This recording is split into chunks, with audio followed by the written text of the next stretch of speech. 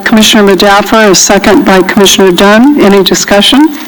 All in favor? Aye. Anybody opposed? Anybody abstaining? Motion carries. Item number 3, Commissioner meetings for compensation. Move it. Okay. We have a motion by Commissioner Tavallone, a second by Commissioner Alvarado. Are there any discussion? All those in favor? Aye. Anybody opposed? Anybody abstaining? Motion carries. Item number 4, Executive Director Branson. Commissioners, I have several staff appointments that I wanted to make you aware of today, and we do have the staff members present for you to meet. Today I wanted to introduce you to Zeelan Chin. She's the Deputy Director for Administration and Financial Management. Zeelan, this is Zeelan. And she previously worked for Caltrans, so I'd like to thank Director Berman for allowing us to hire her employee. She worked in audits and investigations. She has held positions as the Chief of Audits, internal audits, as well as external audits. She has a Bachelor of Science degree from San Francisco State University. She is a certified public accountant. In her free time, Zeelan is an amateur dancer in classical ballet, an expert skier want-to-be, and she enjoys hiking, kayaking, and piano. And we're very pleased that she's joined our team. Alicia Sequeira-Smith is Assistant Deputy Director for Local Streets and Roads Program. Alicia, it's right here. And she previously worked as the Public Information Officer for Sonoma County Caltrans District 4. So again, I'd like to thank Director Berman. She has also served as the District 10 Small Business Liaison and the statewide Small Business Outreach Specialist for the Office of Business and Economic Opportunity. In 2016, she also served as the Policy and Reports Branch Chief for the Office of Business and Economic Opportunity. And so we're pleased to have her join our team, and she's been doing a great job on the Local Streets and Roads program. The next employee that we've added to the team is Anya Allenbacher. She's the Assistant Deputy Director for the Active Transportation Program. And we're very pleased to have Anya. She came from the Sacramento Metropolitan Arts Commission, where she served since 2005 as the Grants and Cultural Programs Coordinator, overseeing all of the Arts Commission's grant programs, the Sacramento Poet Laureate Program, the Holiday Music Series, and several other programs. Prior to that, she spent a brief time working on the production crew for local news broadcasts. She earned a Bachelor of Arts from the California Lutheran University. And we're very thankful to have Anya, and I know Lori is extremely thankful. And so thank you, Anya. And then Alika Shingazi is our student assistant that we hired. Alika? She graduated from the University of California, Davis, with a Bachelor of Science in... Alika has a Bachelor of Science in Textiles, Marketing, and Economics. While at school, she worked for Abercrombie & Fitch as a visual manager. She also worked at Rite Aid Pharmacy as her wellness ambassador, where she was in charge of planning and hosting events for large companies in an effort to maintain business relationships and in order to ensure future collaborations. She learned that staying organized, communicating, and working effectively and efficiently were crucial to being successful. So we're very pleased to have Alika join our team, and she is serving as a student assistant assisting the programming unit. Jennifer Valeros is another hire. There's Jennifer. She is working for Zeelan in administration. She's filling a position that was previously vacated. She is a Bay Area native who now resides in Sacramento. She joined state service in November 2017 with Caltrans Office of with the Office of Traffic Safety. So her professional background is comprised of administrative and operational experience. She's a graduate from California State University, Long Beach. She has a degree in psychology, and she holds a Master's of Business Administration from Sacramento State University. And we're very thankful to have Jennifer join our team. Thank you, Jennifer. So commissioners, wanted to make you aware that the commission staff is embarking on developing comprehensive multimodal corridor plan guidelines. Those are the guidelines that will inform the MPO and Caltrans prepared multimodal comprehensive corridor plans. Those plans are required for the Solutions for Congested Corridors program. We have 2 workshops scheduled in July, on July 16th in Sacramento and July 20th in Los Angeles. Also, Commissioners, as a reminder, we do have our Tri-State Commission meeting with Oregon and Washington on August 14th and 15th in the Bay Area. The focus for the Tri-State meeting will be on technology. Today, beginning at 1 p.m., the Commission is holding its first joint meeting with the California Air Resources Board. The meeting will be held at the Cal EPA meeting on I Street. And Commissioners, this item is an action item. Staff has prepared a proposed meeting calendar for 2019. This is included in your meeting materials today. Staff has worked with your staff to find the dates that best accommodate the vast majority of the Commissioners' schedules. And so, Commissioners, I'm seeking your approval of this meeting calendar. Thank you, Director Branson. Do we have a motion? Move it. We have a motion by Commissioner Alvarado, a second by Commissioner Tavaloni, and that was on the 2019 calendar. So, all in favor? Aye. Anybody opposed? Motion carries. Commissioner? Oh, I'm sorry. Go ahead. There's one other announcement I wanted to make. I understand that this room today, the webcast is utilizing the Wi-Fi service, and so we've had a request that to the extent possible to minimize your use of Wi-Fi and turn it on only when you need it, so that to make sure that the webcast is not affected. Thank you. Okay, thank you. Okay, moving on. Item number 5, Commissioner reports. Have reports from any of the commissioners? Okay, then we'll move on to item number 6. Secretary Annis, report from the Department of Transportation. Sure. Good morning, everyone. I wanted to start out and reintroduce my new undersecretary. If you could stand up, Christine Inouye. I have announced her before, but she's actually going to be filling in for me tomorrow morning at the commission meeting, so I wanted to reintroduce her to all of you. Christine is a transportation engineer. She's been a project manager, and she's worked with agency for most of this administration on especially challenging projects that require multi-agency work and coordination, as she helped with some of the prioritization of transportation and looking at Caltrans issues early in the administration, as well as some of the Highway 710 property sales in Pasadena area and getting through those Roberti regulations with us.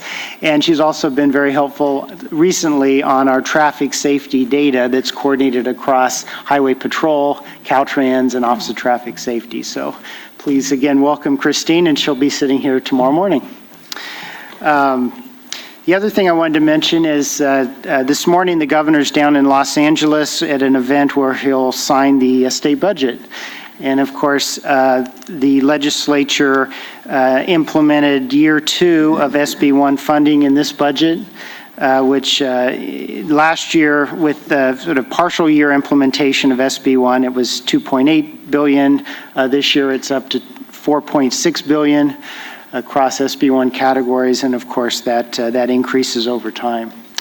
The other thing I wanted to mention was this Monday, June 25th, the repeal SB1 initiative qualified with sufficient number of signatures for the November 2018 ballot. In my role as secretary, I cannot advocate for or against a ballot measure, but I am able to provide information, and due to the significant impacts to transportation from the proposed measure, I'd like to offer some information today. We in this room and our partners here today and not here today, have completed the first programming or award round for SB1. And of course, we have over 5,000 projects now approved to receive SB1 funding. And that just covers the first couple years. Clearly, we have thousands and thousands of more that will be added in the coming years, both state and local projects. The initiative would eliminate SB1 funding. There is no replacement funding in the initiative. Revenue would be lost. And without SB1 revenue, thousands of projects would not go forward. Some would be significantly delayed. Now that we know what the awarded projects are, we have a better idea of what would happen if the repeal measure were to pass. Each month, for example, every city, every county receives SB1 allocations from the state controller. And the SB1 funds more than double the state support for local streets and roads. So thousands of safety projects to maintain local roads, filling potholes, fixing pavement, making crosswalks more safe would not occur. City and county support from the state would fall by more than half if the repeal happens. Hundreds of highway bridges would not receive safety repairs or replacement. Thousands of miles of pavement repair would not occur on state highways. Of course, we have a 17,000-mile repair target to achieve with SB1. Each quarter, the state controller allocates transit operations funding to every public transit agency across the state. So transit agencies would lose a good share of state support, and that would, of course, result in service cuts for probably every transit agency around the state. Transformative projects to address commuter and freight congestion would not occur, would be significantly delayed. And of course, we know what these projects are. Projects like BART to San Jose, Sacramento, 50 HOV lanes and light rail improvements, Southern California improvements to Highway 5, 10, 57, 101, Bay Area improvements to Highway 101, SMART, Caltrain, and Central Valley improvements to Highway 99 and rail investments.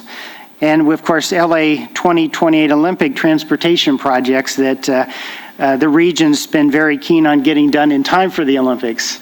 Many of those would not be able to be completed. So I think it's important to speak clearly because there are impacts here and we can talk about them, and it's important people understand what they are.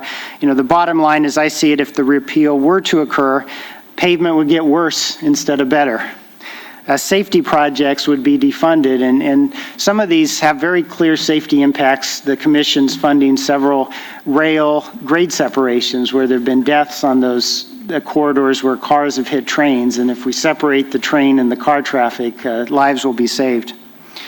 And of course, people in the economy would not benefit from the congestion reduction and infrastructure investments that are set to be made. So it's a very big deal, and certainly appreciate all the work the Commission's done over the last couple years to build what I think is a very strong foundation, not just with the projects, but also with the communication. You have a great website with tons of information, and also a great accountability structure, not just with the Commission and your accountability guidelines, your supplemental reporting, your allocation of multiple phases of projects, but also, of course, the work you'll be doing with the Inspector General for them to come in and do that additional layer of accountability review to ensure the department and all the recipients are meeting the accountability measures the Commission has adopted. So thank you very much.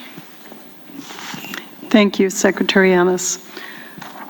Okay, we're going to move on to Director Berman and a report from Caltrans. Good morning.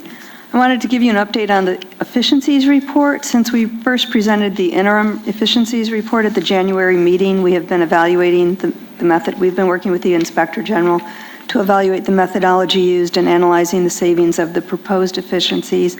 We are now working on the final report, which we'll present to you at the October meeting, and that will reflect over $100 million in efficiencies as is required by SB1, and that's for fiscal year 17-18.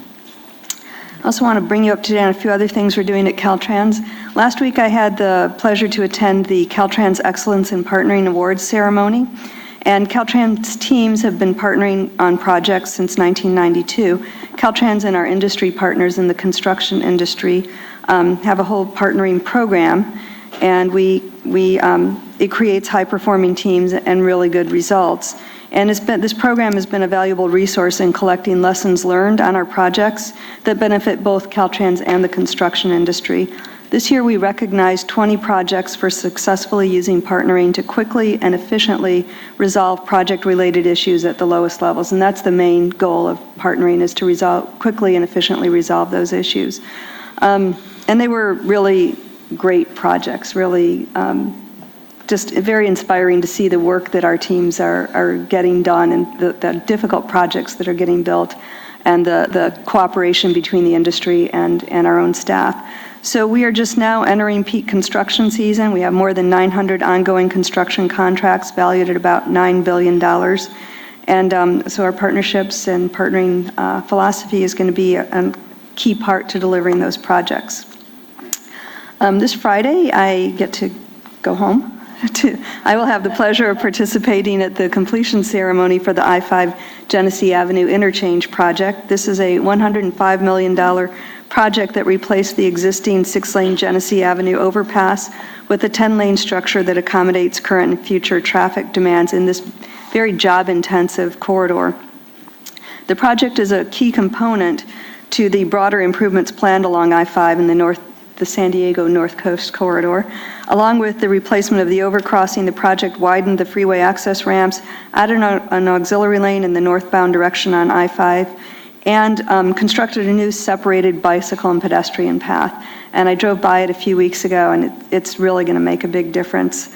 And by providing links to transportation, employment centers, hospitals, and UC San Diego, the project greatly improves the movement of people and goods throughout the area. I also have been traveling around the state, and that's something I'm really enjoying, is getting to see projects up and down the state that will make a big difference to mobility in California. And so in May, I was able to tour District 1 and visit Last Chance Grade, which I think several of you are familiar with. This project is a collaborative effort to study alternatives for a permanent solution to instability and roadway failure on a 4-mile segment of US 101 in Del Norte County.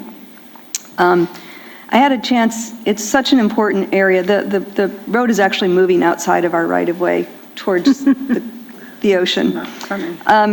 And it's such an important project to the community that 2 of the county supervisors came and took the tour with me and explained to me what it would mean to their businesses if we lose that road, that they would need to have an 8-hour detour to get to the southern part of their county. I think this project is a really good example. We have examples all over the state of what climate change, the stresses that climate change is putting on our system. And moving forward, it's really important that we have funding to address these additional stresses on our system. So we'll continue to work on that very complex project. Also, I have some really good news that you may have already heard, that traffic on Highway 1 in the Mud Creek area will be open by the road will be open by the end of July. We had previously thought mid-September, but now it's looking like end of July. There's still some work to be done, but we're able to open the road to traffic before we complete the contract. You might recall that the May 20th, 2017 landslide sent about 6 million cubic yards of rock and dirt onto the highway and into the ocean, and it was the largest slide ever along California's Big Sur coast. For the communities that have been affected, obviously, this is great news. I'm proud of the Caltrans team and the contractor that figured out how to rebuild this road and get it open, and I'd be happy to come back at a future CTC meeting and give some more details. And that completes my report. Okay, do we have any questions for Director Berman? Yes, Commissioner Gometti. It's up, there you go. Laura, you brought up the Mud Creek. Yep. On an item here, it shows that we've got a revised allocation of $89 million. Does that sound about right? That sounds right, yes. Right. And that's all reimbursable by the feds at some point in time? Yes, at some point in time, yes. At some point in time. If we live long enough. Out of curiosity, how much does the feds, how much do they owe us to date that we haven't collected? Not just on this project, but Oh, that's a statewide? really good question. I can get the answer for you. Okay, great. Thank you. Maybe we could get a little aging report with that as well, Lori. If you get the total, we could see the aging Sure. of that as well. Or maybe our next item, where's Vince Mamano hiding? We can chat. I knew you were going to ask that question. Oh, he's not. Commissioners, in looking at the amount that's been expended on our emergency projects, on tab 30, on page 24, which is your info calendar, there's a list of the disasters, the emergency costs that I identified, and at least on total, the obligation to date and the remaining funds needed. It's not by individual project, and we can get that information, but there, in terms of what's been reimbursed, what hasn't, but that may be some of the information that you're looking for. So, Lori, I had a question. Any update on the fires? I saw in the news today that we have a number of fires raging again, and obviously we have transportation impacts. Right, I haven't heard of any impacting the state system at this point, but we are obviously on alert for wherever we can help out or need to be involved. All right, Commissioner? Thank you, Yes. Chair Inman. No question for the director, but I just wanted to compliment her publicly. She spoke as keynote at the Commonwealth Club of California on Friday about transportation in California and in a very objective way, the benefits of Senate Bill 1. And I just want to commend you for representing the state so well in that presentation. Thank you. Thank you, Commissioner Gardino. Okay, any further comments? If not, we will move on to item number 8. It says Vince Mamano, but I'm getting a feeling that we don't have Vince today. Clearly, I'm not Vince Mamano. Was that proudly I'm not Vince? No. Vince said he's... Am I supposed to turn this on? There we go. Okay. Yeah, Vince tells me he's working in Minnesota. Whether he is or not, I'm not sure. I'm just going to go ahead and assume there's a pleasant change of pace for you. Didn't say it was better, just different. So on the federal front, we've got some good news on the funding that Congress has got going on. I think most of you know that a 2-year budget deal was passed last year, and that is allowing the federal appropriations process proceed pretty quickly. The House Appropriations Committee approved the transportation funding bill on May 23rd already, and the Senate Appropriations Committee approved the FY19 appropriations bill on June 7th, so that's good news. Both of those funding bills were at FAST Act levels, which is really good to hear. The BUILD program is funded in the House bill at $750 million, but interesting, they were setting aside $250 million for port projects. The Senate bill, $1 billion for the BUILD grant program. So that's all good news. Of course, we know that we have a long ways to go before it's finalized by both the Senate and the House and then passed along to get signed by the President. But it's looking good right now, so we're pleased about it. If we get the FAST Act funding levels, California will get about $3.95 or so billion next year. And the year after that, if they continue at FAST Act funding levels, we will finally cross the $4 billion threshold for federal funds in California. So that's good news. All right, on the infra grant fund front, okay, so I think most of you know, June 5th, USDOT passed along the list of proposed infra projects to Congress. Congress now has 60 days to weigh in whether they like those projects or not, and so that I think that brings us to August 3rd. And so anyway, it was good to see that there were 2 California projects in that list, one from the city of Bakersfield, Centennial Corridor State Route 5899 Freight Improvement Project for $50 million, a great funding level. That's to construct SR 58 connector and main line and related components of the Centennial Corridor program in Bakersfield.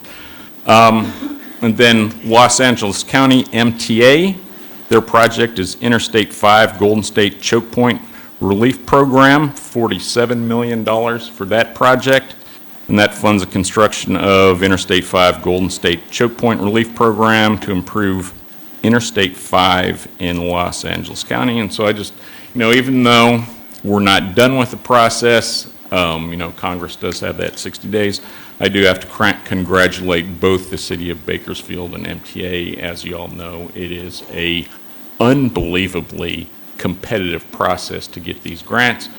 Those entities have to spend a lot of time and effort to put together exceptional, technically sound applications, and obviously there has to be a lot of support for those projects, and so both Bakersfield and MTA did that, so congratulations, and as of I think it's August 3rd or 4th, we should know, and at that point in time, then FHWA can award those projects. And let's see, the BUILD program, formerly Tiger, I think most of you know the application deadline for this next round, which is by far the largest round of Tiger, $1.5 billion. The applications are due July 19th.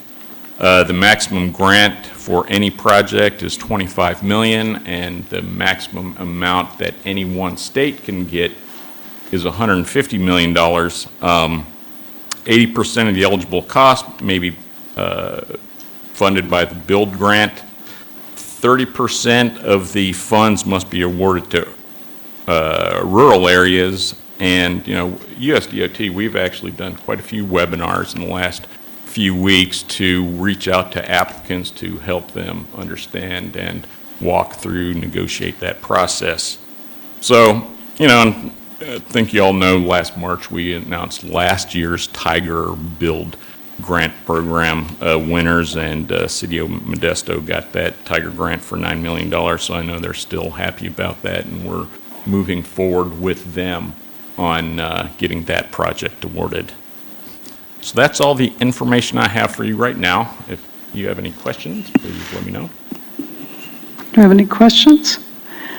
I have just one. Is that vote in Congress an up or down vote, or is that a line item capability? I do not know. I do not know. They have, they have to pass a joint resolution of disapproval if any project is found objectionable.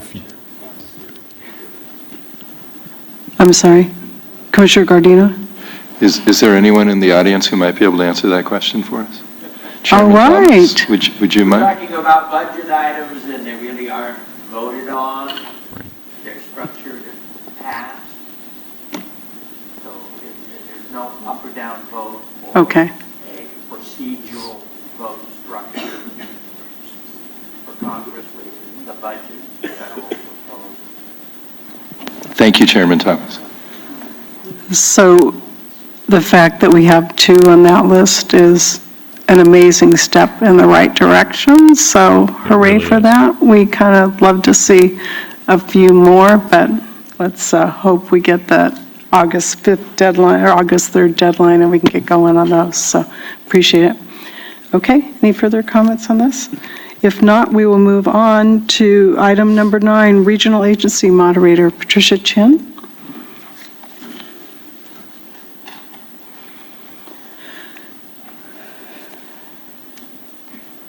Good morning, Commissioners. I'm Patricia Chen from LA Metro, and I want to share that at the RTPA meeting yesterday, we received updates on all the SB1 programs and clarification on the requirements for the baseline agreements and progress reports that will be coming forward in October to ensure transparency and accountability in delivering the programs. And we zeroed in on the Local Streets and Roads program adoption under book item number 18. Because there are about 30 cities and counties that were not ready to be adopted today. And we hope they can make it in time for the final opportunity in August. So CTC staff and regions exchanged ideas about who should be contacted at each local agency to ensure that the right people have all the information they need to claim their funds for the coming fiscal year.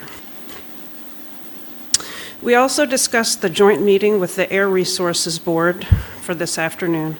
Several regions plan to offer comments because they want the ARB and the stakeholder groups to understand the processes and requirements in place at the regional level to guide transportation investment decisions.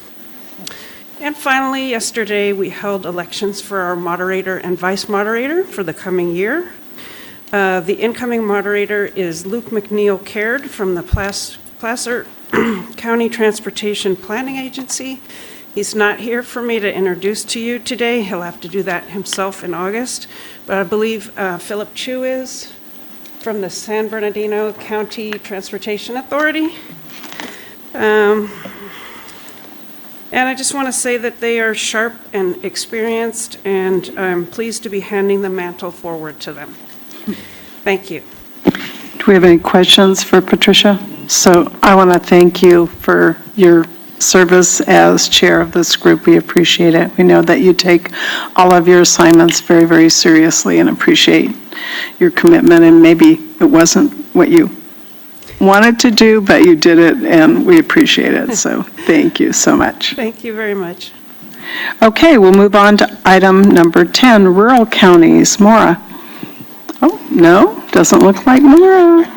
You guys are fooling me today. Good morning, Commissioners. Chair Inman, clearly I am not Maura Tuman. I more closely resemble Mr. Mamano, at least my hairline. Okay, let me go back to item 8.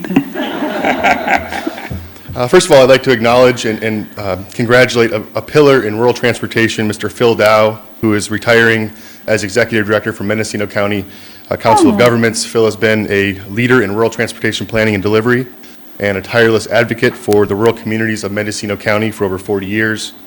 On behalf of the Rural Counties Task Force, I would like to thank Phil for his decades of service. We will certainly miss hearing his unmistakable voice advocating for our rural needs, and we certainly wish him all the best in his retirement, and he is not here in attendance today. Hopefully he's starting that retirement early.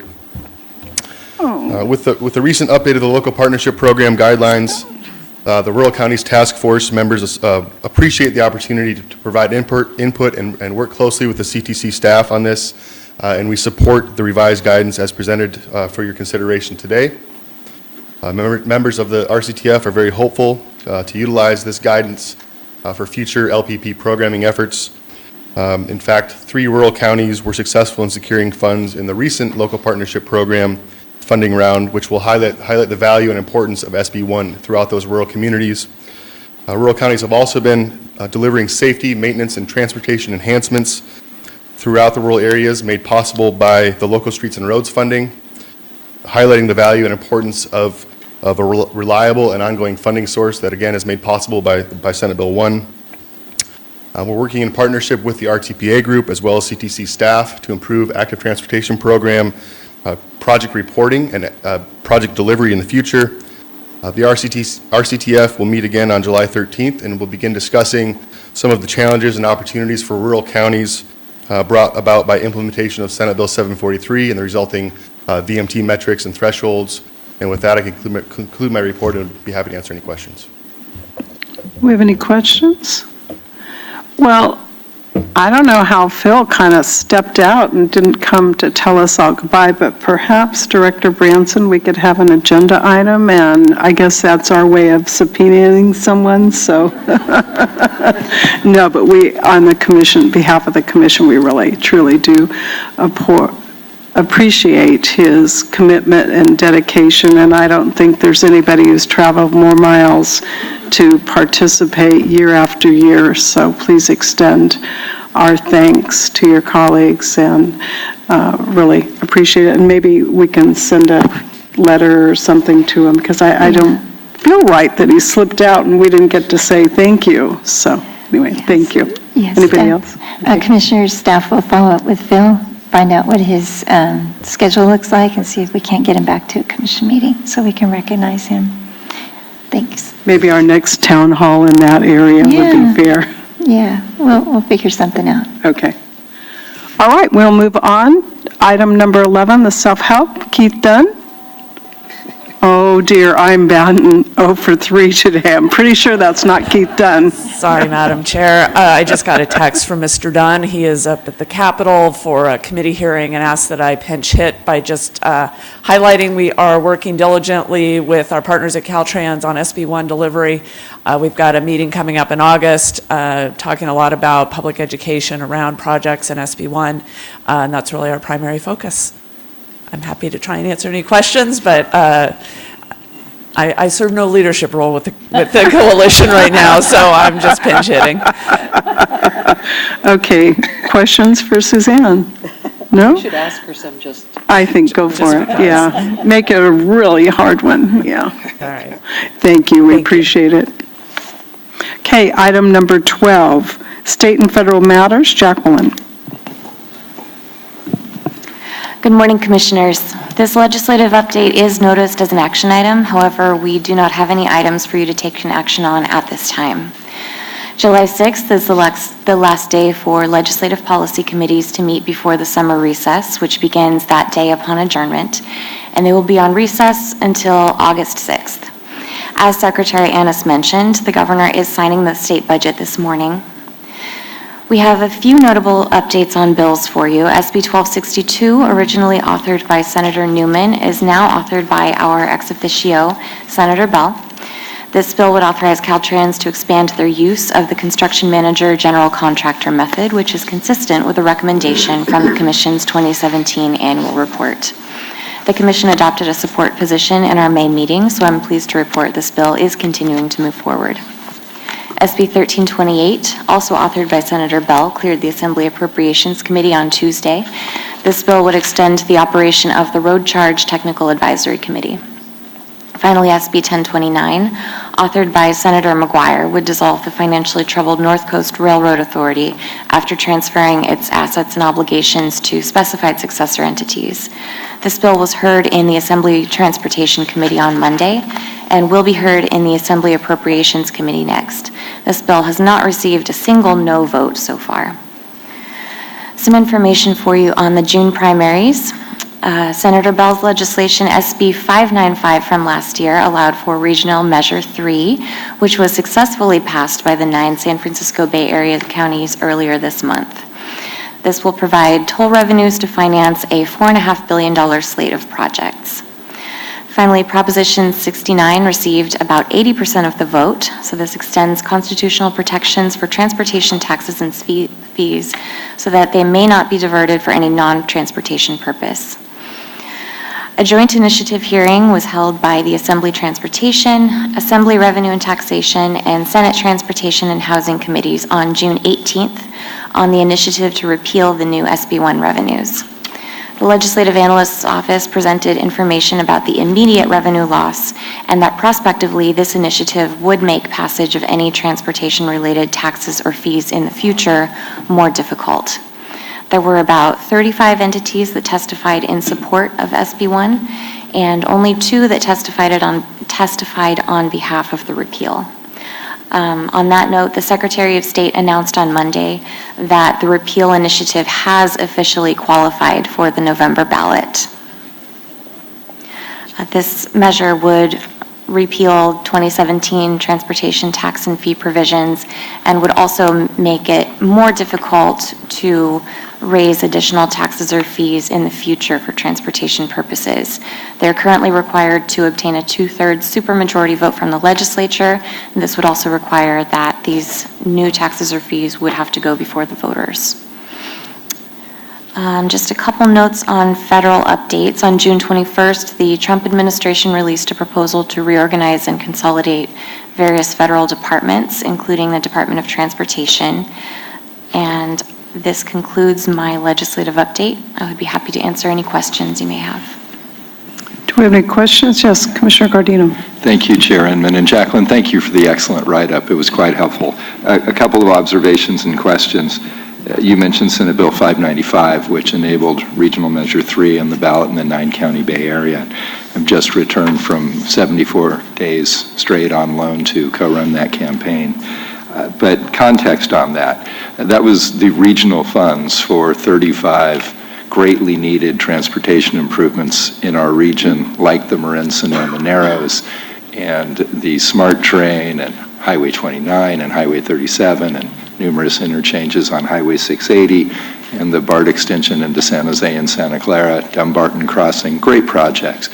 And while that generates $4.45 billion over the first 25 years of that increase, context, SB 1 is $5.2 billion every year. And it just underscores that, yes, we need these regional level of funds, but this is like a wedding cake with multiple layers of funding, and we can't lose that state level of the wedding cake or the marriage is off. In my terms of the goodness. last item on your report, if it doesn't embarrass my colleague too much, SCR 90 by Roth for that key interchange down in Riverside County, it says non-state sources covering that cost. Do we have any sense of the non-state source level that is needed? I'd be happy to find that information and follow up with you, Commissioner. Great, I'll kick in the first 500 of non-state sources towards that cost. I'll have to find that information and follow up with you, Commissioner. Great, thank you. Add a zero. Add a zero? I'll add a zero to the front of the 500, sure.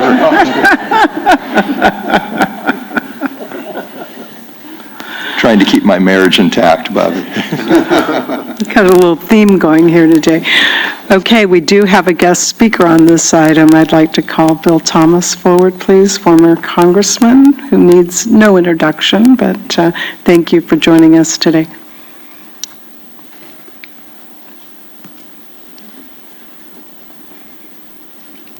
Thank you very much, Chair, and I really didn't realize it was going to get controversial this quickly. Who's going to bake the cake? Oh, dear. First, I want to congratulate Laurie. I met her today for the first time, and she told me that she had come from Michigan to California, and the first place she came was Bakersfield. I do note that she was in Region 11, San Diego, when she got appointed, so some people just don't appreciate dry heat. But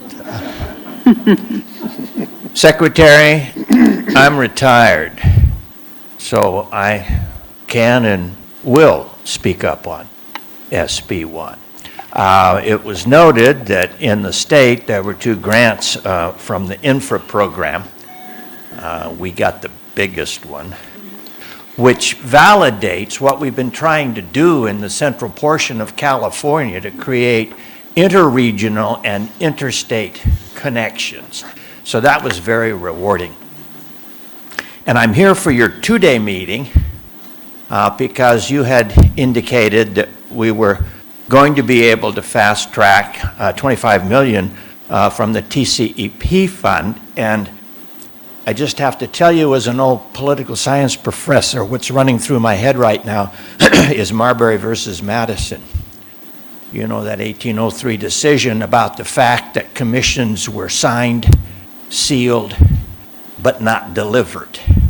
And I'm waiting on the 60 days from Washington, but I only have to wait overnight for the SB1 money, I hope.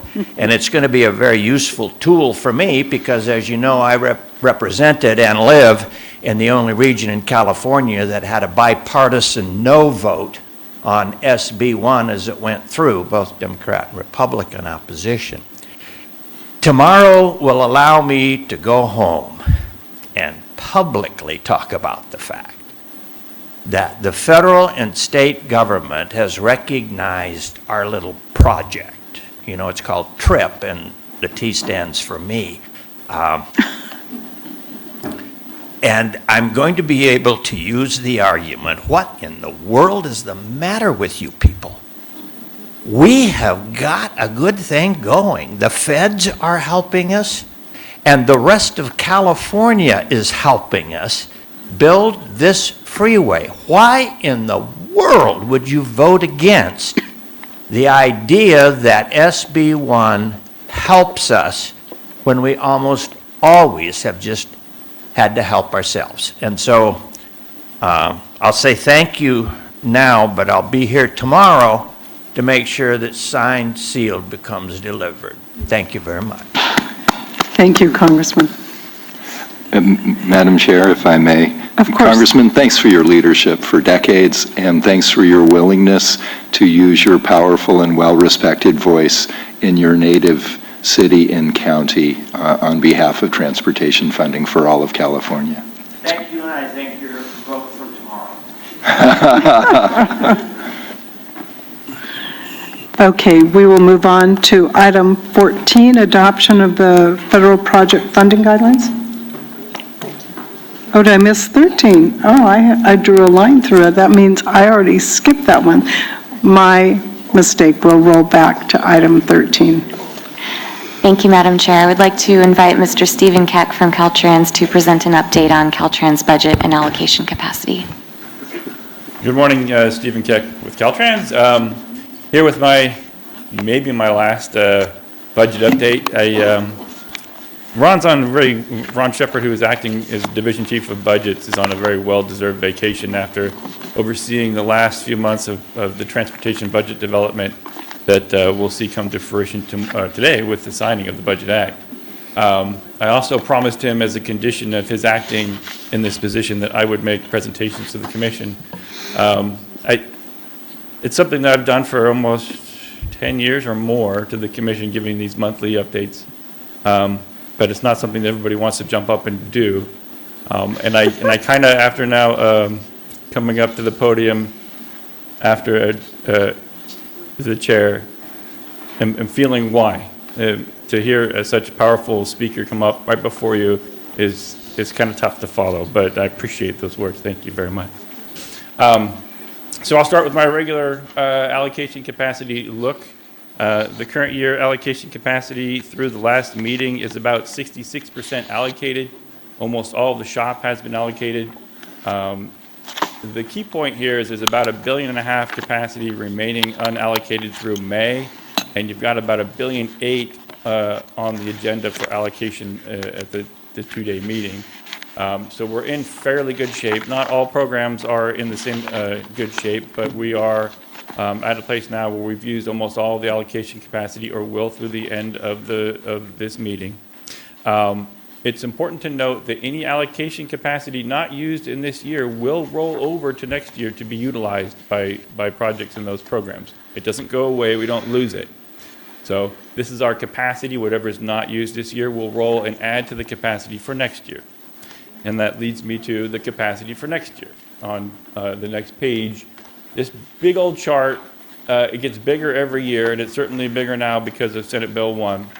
We're looking at a new capacity of about $5.3 billion in capital funding for next year, allocation capacity, by fund and by program. So this is all the new programs and all the traditional programs for SB1, and it is only those projects that the Commission allocates and only the capital capacity, not including support.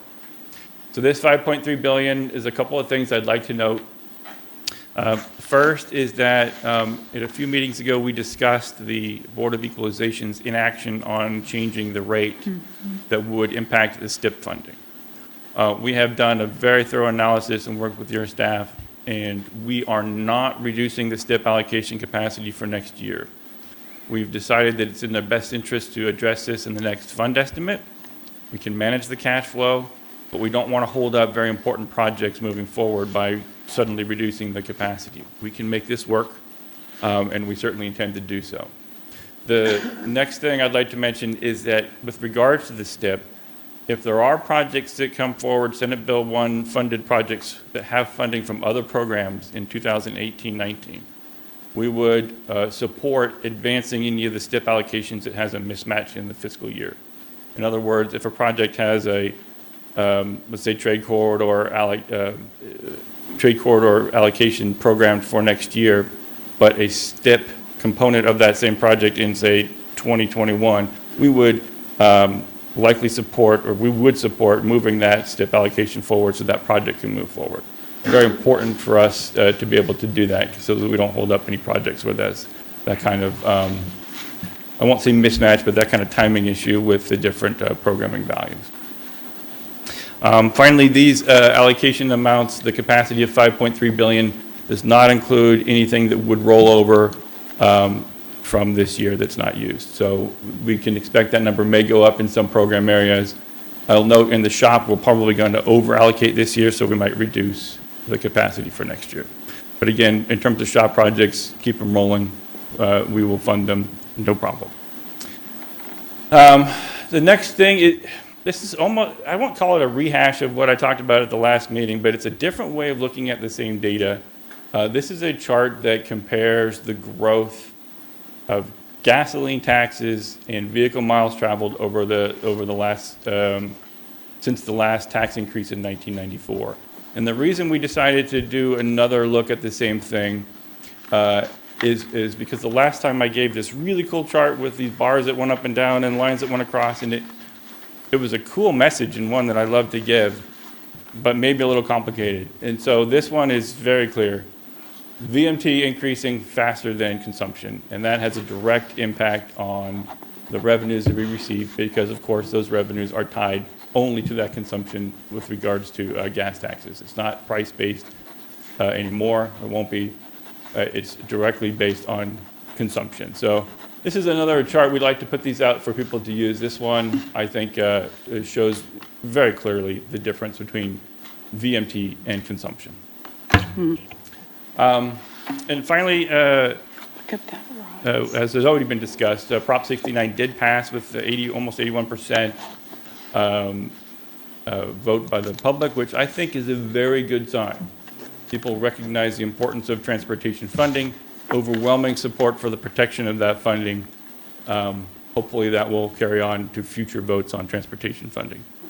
And as was mentioned, the budget will be signed today. It may already have been signed, I don't know. So we're expecting it today. It will happen today. And finally, in August, we will present the final allocation capacity for 2018-19 to the Commission, which will include any adjustments for the budget, which we don't think is likely, and any rollover capacity that isn't used in the current year. And with that, I'll be happy to take any questions. Do we have any questions? So, Stephen, looking at the chart, and the print's a little small for some of us that are a little visually impaired here, but it looks like if you extracted the recession, this trend line of vehicle miles traveled is pretty constant from, is that 94? Is that when you started this chart? Yes, 1994. Mm-hmm. Okay. Yeah, so as we talked about at the last meeting, it's clear that something changed with the recession. And what changed with the recession is people's reaction to the economic pressures.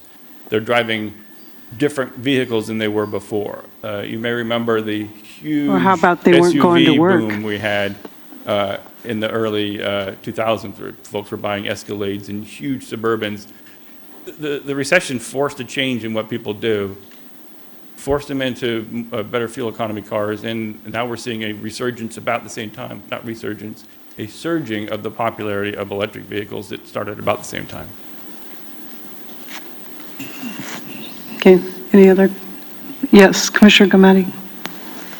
Stephen, couldn't you also draw the conclusion that housing costs have gotten so high that people are driving further distances to get to work? If I look at this, the vehicle miles traveled have gone up dramatically over the last several years. Yeah, as one of the drivers is economic growth, the other is sprawl, if you will. I'm not a planner that looks into that sort of thing, but it certainly is a conclusion one could draw from this. What the point that we're trying to make is that the gap between the revenue and the use of the system is growing or has grown since the recession. No, I think it's a double-edged sword. People are driving farther to get to work because of housing costs. They're moving to places where they can get affordable housing. Yes, they're driving Priuses and cars that are getting much better gas mileage, but when you look at 2010 to 2016, the vehicle miles traveled is grown exponentially. Yes, very significant growth. Okay, do we have any other comments? Thank you, Stephen, I appreciate you coming back and making the presentation. Okay, with that, we will move on to item number 14.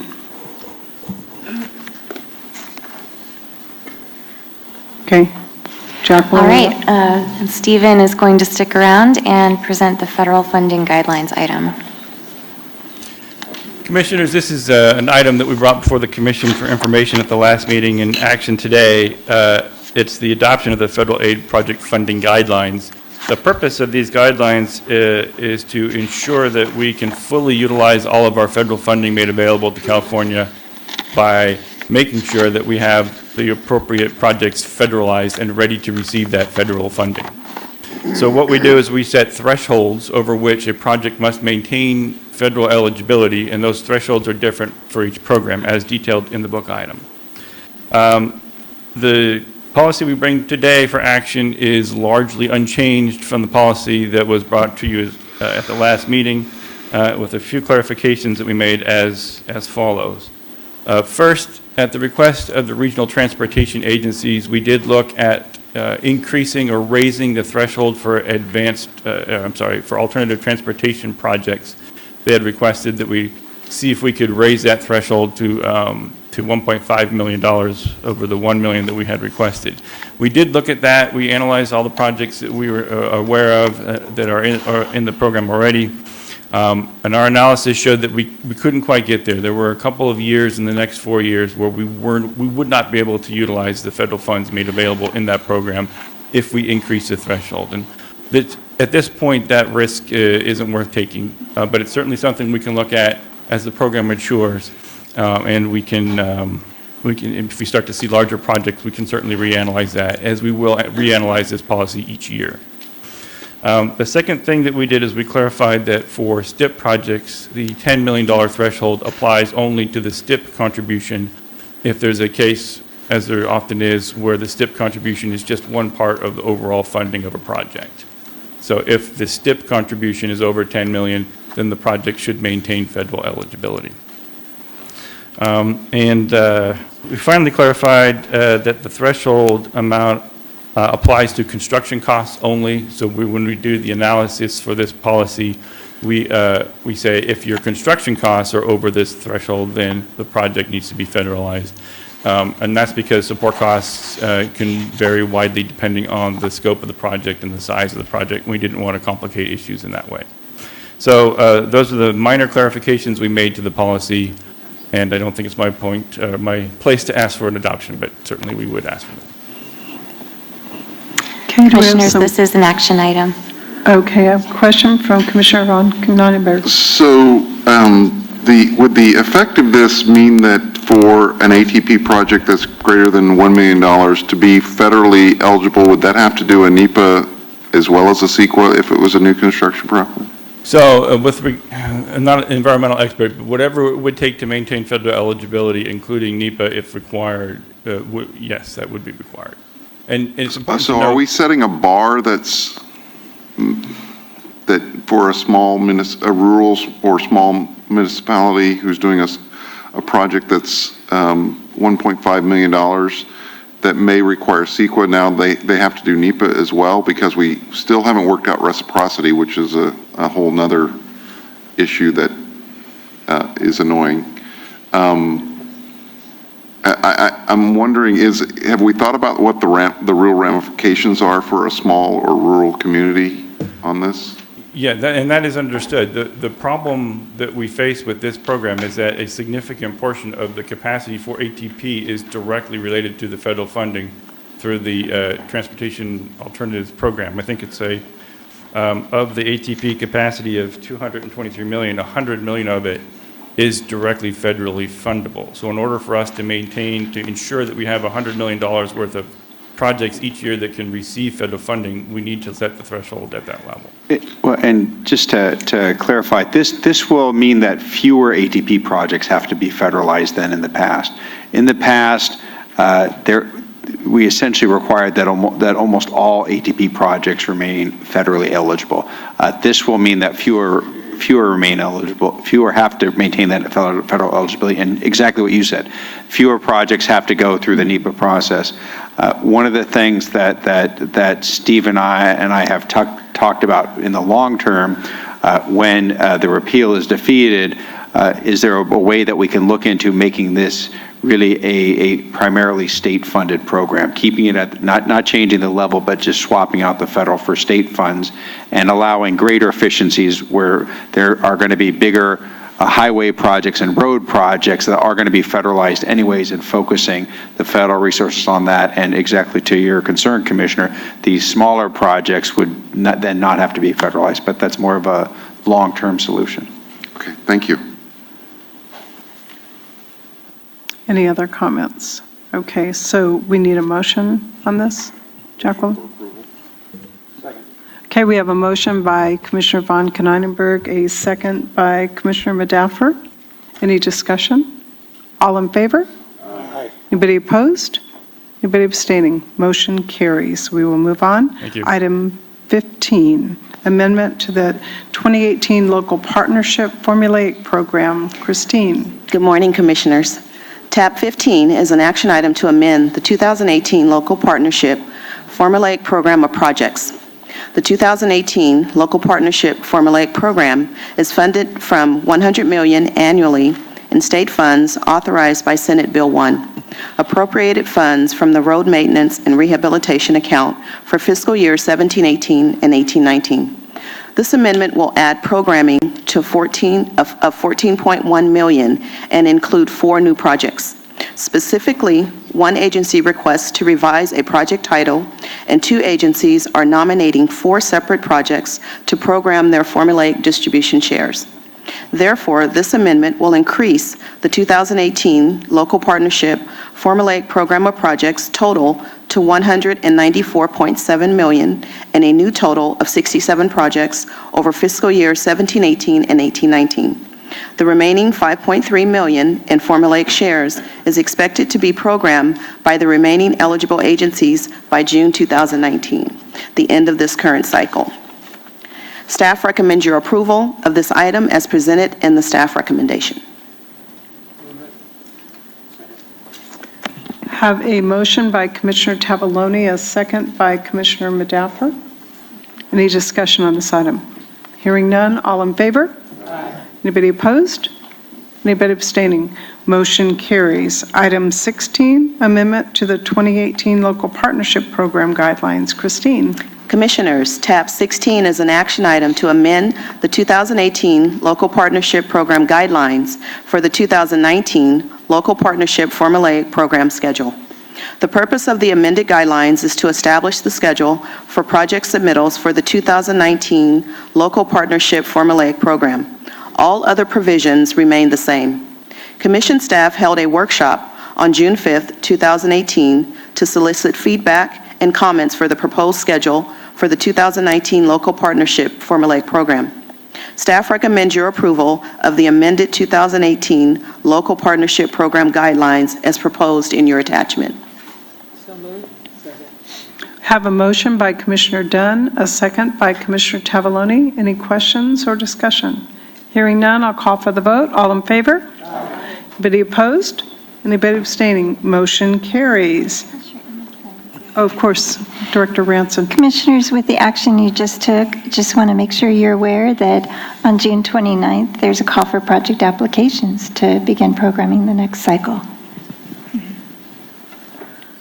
Okay, we'll continue your role there. Christine, you're up. Item 17, adoption of the 2019 Local Partnership Formulaic Program. Thank you, Commissioners. Tab 17 is an action item to adopt the 2019 Local Partnership Formulaic Program Funding Share Distribution. The 2019 Local Partnership Formulaic Program is funded from $100 million annually in state funds authorized by Senate Bill 1, appropriated funds for the Road Maintenance and Rehabilitation account for fiscal years 19-20. The Local Partnership Formulaic Program only awards funding to those agencies with commission-adopted shares and committed local matching funds. On December 6, 2017, the Commission adopted the 2018 Local Partnership Formulaic Program Funding Share Distribution for the initial cycle, fiscal year 17-18 and 18-19, which included shares for 40 agencies. Commission staff held a workshop on June 5, 2018 to solicit feedback and comments to ensure jurisdictions interested in receiving the 2019 Local Partnership Formulaic Program fund shares were given an opportunity to review, comment, and request modifications. Based on the most current population and revenue data available, Commission staff revised the funding share distribution for 40 eligible agencies. At this time, there are no additional agencies found eligible to be incorporated into the subsequent cycle. Lastly, the proposed funding share distribution does include the first one-time incentive grant awarded to the Bay Area Toll Authority for $5 million for the successful passing of Regional Measure 3 on June 5th. The share amount is based on the projected annual revenue of the Regional Sales Tax Initiative, with guidelines capping initiative grants to $5 million per initiative. We want to recognize the Bay Area Toll Authority for its successful regional sales tax initiative and in leading the way for potential jurisdictions being awarded incentive grants for their successful self-help efforts. After the 2019 Local Partnership Program funding share distribution adoption, the 2019 Local Partnership formulaic call for projects will be posted. Staff recommends your approval for the 2019 Local Partnership Formulaic Program funding share distributions as proposed in your attachment. Thank you. We have a motion by Commissioner Alvarado, a second by Commissioner Medapfer. Is there any discussion on this item? Hearing none, I'll call for the vote. All in favor? Aye. Anybody opposed? Anybody abstaining? Thank you. Motion carries. Nice work on partnership, Christine. We appreciate that. Chair, Yes, Commissioner. kudos once again to Commissioner Gardino for all of his efforts on Regional Measure 3. If there's a motion, it'll probably only pass by a 6-5 vote, so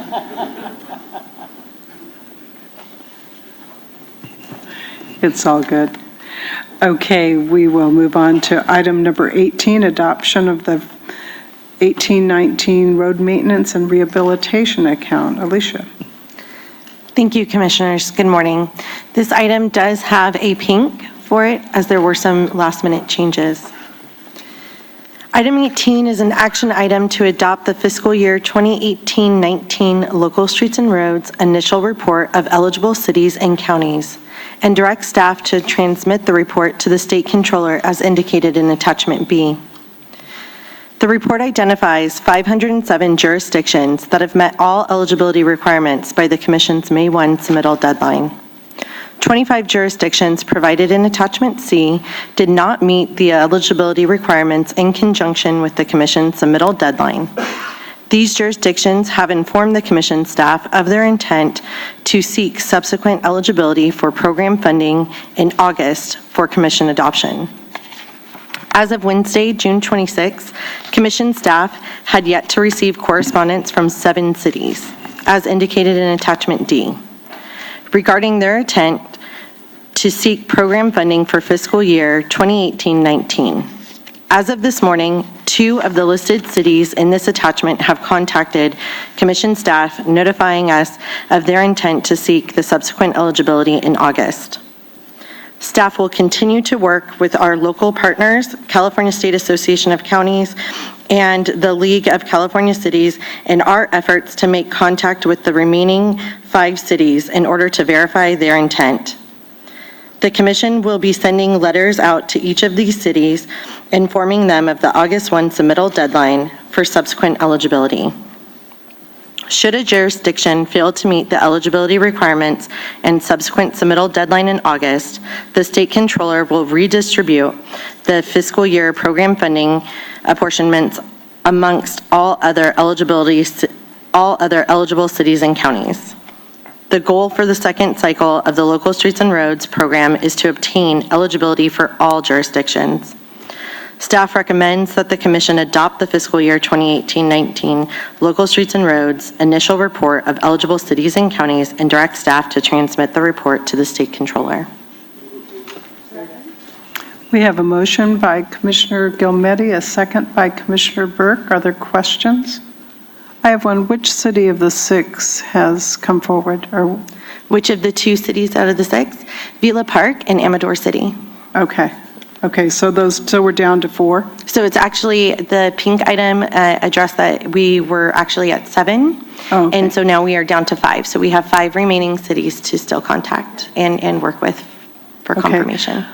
When I inquired about Villa Park, I was told that there was perhaps a staffing change. So can we make sure that whoever we're addressing something to gets to the proper person? So maybe a phone call or something to make sure that we have the right contact person, because I'd hate for any of our partners. I mean, this list should be zero, in my opinion, if we. Yes, we did identify the correct partner with Villa Park, and so they have contacted us and confirmed that was this morning.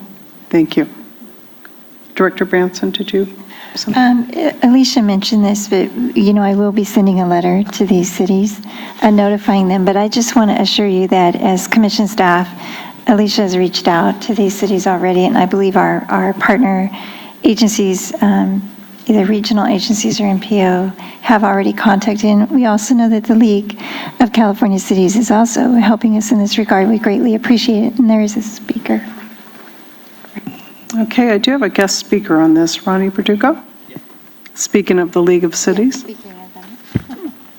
Yeah, good morning. Ronnie Verdugo here on behalf of the League of California Cities, and also on behalf of my colleague Kiana Valentine, who unfortunately is under the weather from the California State Association of Counties, and she would have liked to be here as well. Just wanted to, support the adoption of the eligibility list. We do understand that there are a handful of cities. Out of 482, 5 cities sounds like a little less serious, but we are doing everything that we can within our power to, as you said, get that list down to zero. We agree that that should be the goal.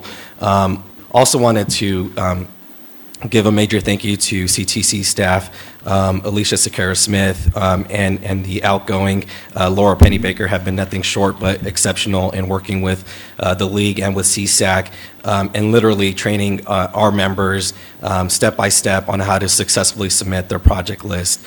And so, similar to last year, we want to have a 100% success rate this year, and we're doing everything within our power. And we are starting to see some of these local streets and roads projects with the monies that are already coming in being rolled out. And so, again, thank all of you for your efforts, and also CTC staff have been great in helping facilitate this process. So thank you. Any further comments? Okay, I'll call for the motion or the vote. All in favor? Anybody opposed? Anybody abstaining? Motion carries. We'll move on to item 19, adoption of the 2017 Active Transportation Program augmentation. Anya. Good morning, Commissioners. Item 19 is an action item to adopt the 2017 Active Transportation Program Augmentation California Conservation Corps and Local Community Conservation Corps Program of Projects. Senate Bill 1 directs $100 million annually to the Active Transportation Program, and Assembly Bill 97 directs $4 million of the $100 million annually to the California Conservation Corps for active transportation projects. A minimum of half the funds must go to local community conservation corps, and at least 25% of all funds must benefit disadvantaged communities. The proposed program, which is included in your book item as Attachment B, includes 34 projects for fiscal years 2017-18 and 2018-19 that total $7,625,262. The staff recommendations are consistent with the ATP program goals and the competitive selection criteria as set forth in the guidelines adopted by the Commission on March 21st, 2018. The proposed list of active transportation projects is recommending a total of $5.1 million to benefit disadvantaged communities, which is a total of 67% of the projects. And half of the projects have been awarded to local community conservation corps for a total of 54% of the funding, or $4.1 million. Staff recommends adopting the 2017 Active Transportation Program Augmentation California Conservation Corps and Local Community Conservation Corps Program of Projects. Move approved. Okay, we have a motion by Commissioner Gardino, a second by Commissioner Burke. Any discussion? Hearing none, I'll call for the vote. All in favor? Aye. Anybody opposed? Anybody abstaining? Motion carries. Item 20 and 21 have been withdrawn, so we will move next to item 22, draft advanced mitigation program guidelines. Garth? Yes, hi Commissioners, good morning. This tab 22 is an informational item, and Amy Bailey from Caltrans are here to update the Commission on their efforts relating to advanced mitigation and to discuss their informal draft guidelines that describe the general policy and procedures for Caltrans to implement the advanced mitigation program. Let's call it advanced. Amy? Good morning, Commissioners. Thank you for having me here. I'm Amy Bailey with Caltrans Division of Environmental Analysis. I'm happy to present a brief overview of the Caltrans Advanced Mitigation Program and informal draft guidelines. Advanced mitigation means mitigation implemented before and in anticipation of environmental effects of planned transportation improvements.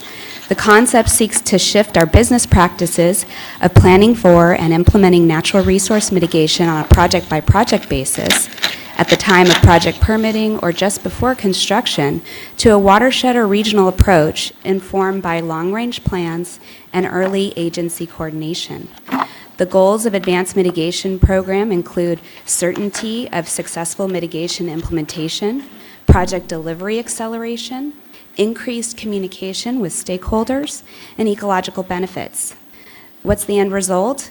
The Advanced Mitigation Program will fund advanced mitigation projects that will result in the department purchasing or creating mitigation assets in the form of wetland credits, for example, that can then be used for future transportation project mitigation requirements. With SB 1 and SB 103, Streets and Highway Code now reflects an established advanced mitigation program and a separate account that will have a set-aside of $30 million annually for 4 years from the annual appropriations for the SHOP and the STIP, and shall be managed as a revolving fund. The Streets and Highway Code language codifies the goals of advanced mitigation that I just described.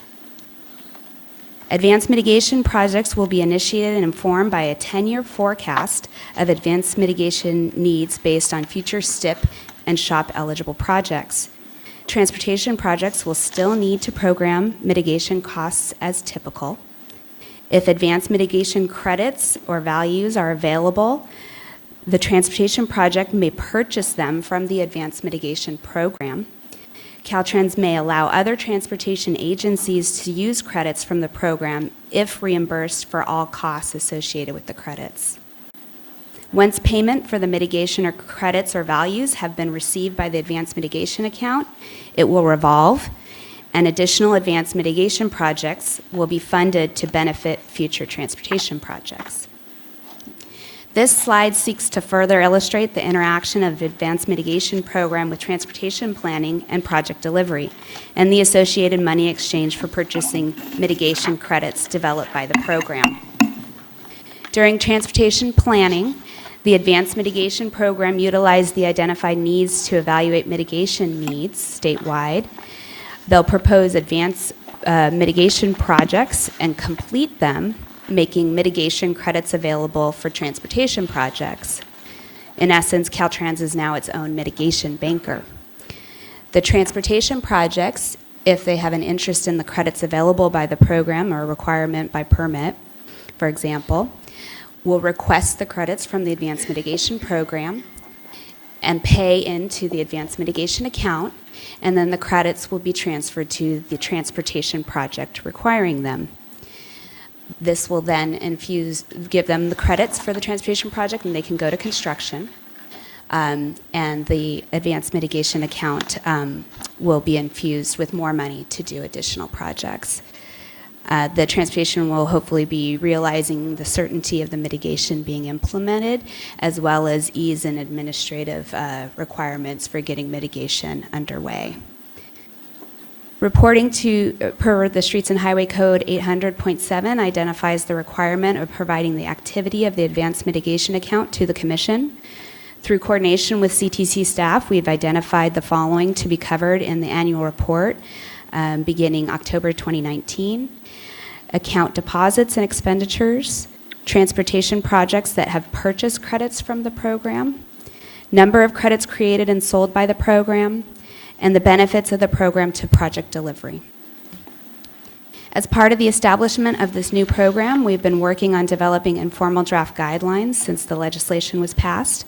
Highlights of the key areas covered in the guidelines include planning, programming, agency partnering, advanced mitigation project delivery, and credit tracking.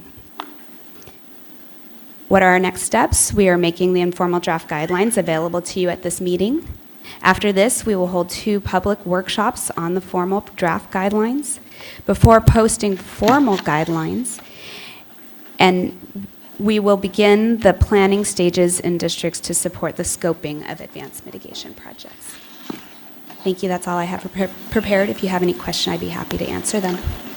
Okay, Commissioner Dunn, and then Thank you.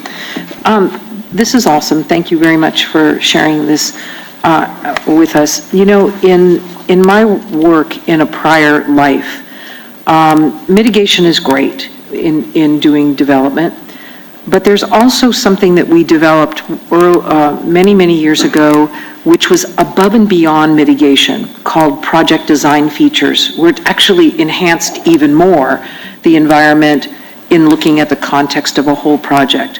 One of the things I've raised before, particularly when you look at the high costs of climate change adaptation, maybe Secretary Annis can help me with this one too, where we're moving back segments of Coast Highway 1. And they're incredibly expensive. And all the resources agencies will pile on to try and do 1 mile. And I'm wondering if, in addition to this, we're looking at a system that could be more cost-effective for the limited dollars, go beyond mitigation to actually enhance the environment even more by pulling all of our resource agencies in the room together with Caltrans, et cetera, to talk about how to look at the big projects. I mean, 1 mile of Pacific Coast Highway is one thing, but we know we're going to have to deal with that in a bigger way and look at the asset as almost like doing a natural conservation communities plan, where we know what we can do and what we can't do, and the environment even benefits further.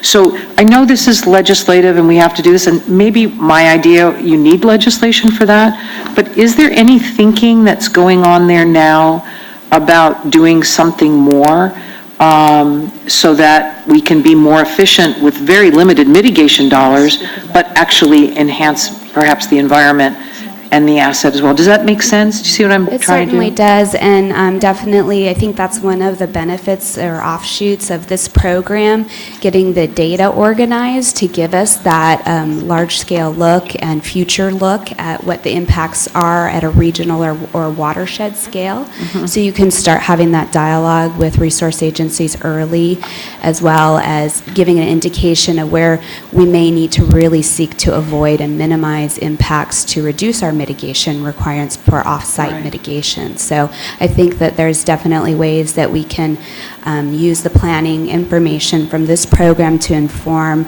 corridor planning and exploring design features to avoid and minimize. I just didn't want us to start drawing down on a finite mitigation fund when we could possibly be using it better. Project by project as opposed to an asset class. So it's a different way of thinking, and I don't know, Secretary Annis, if you had any thoughts on that one too. Yeah, the other thought was when you mentioned climate adaptation, exactly, and rising sea levels, and of course Caltrans is district by district doing these assessments of climate impacts, and the Bay Area has theirs done. So perhaps these do dovetail, that you have the identification of vulnerable routes, and then you combine that. We have our 10-year look, I believe, with the advanced mitigation. Some of those may fall within a 10-year window, others may be longer term, but it seems like in either case, it's an opportunity to have early discussions with the Coastal Commission and others on what's ahead and try to optimize the advanced mitigation placement. Right. Mitigation is taking care of impacts. You do a project design feature, it's beyond mitigation, and it's even better for our environment, and even helps us move to climate adaptation faster if we're all working on the same page. It's a different kind of concept, so just happy to work with you or hear more when you're ready. Thanks. Definitely. Thank you. Commissioner Brief comment. up here. I think it's going to be so important to bring all the coastal counties together and for them to have some representation in terms of developing policy.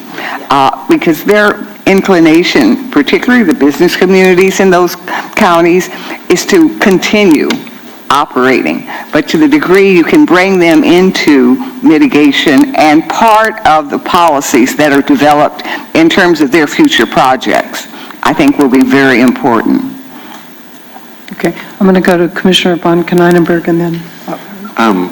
How often does mitigation that's required by a project to be geographically specific? Because I don't, in your booklet here, I didn't read anything about you're putting a bank together and doing forward planning, but if you're required to do geographic specific mitigation, I'm not sure how these work together. How would that work together? Right. What we've been discussing with the resource agencies and what we envision for an advanced mitigation project is that each project will have an agreement with the resource agencies identifying the service area allowable for future transportation projects to utilize the credits developed. And it will be very specific of the resource types and the credits developed under that project, and then a geographic service area of where those credits could be applied to future transportation projects. Okay. Does that make sense? I think it can work. Commissioner Kehoe? I think you're up. Thank you, Madam Chair. I think this is a very interesting discussion, and I want you all to hear about, and some of you took the time to visit when we were in San Diego last time to look at the improvements along the North Coast Corridor, which is this is, as Lori Berman keeps saying, San Diego North Coast Corridor. This is a mega project. It stretches from La Jolla to Oceanside, about, roughly 50 miles, a little under, I guess. And over 5 years ago, Sandag and Caltrans and my office, I was still in office then, and the coastal cities started to work on a public works plan that involved, this crosses 5 coastal lagoons, it's multimodal. We're adding some lanes, not all lanes. There's double tracking involved. I mean, it is really a stellar project. We wound up with a public works plan. The Coastal Commission was in communication the whole time. We wound up getting a unanimous approval for the entire project before the Coastal Commission for the entire time span. So this is a 20 or 30-year plan.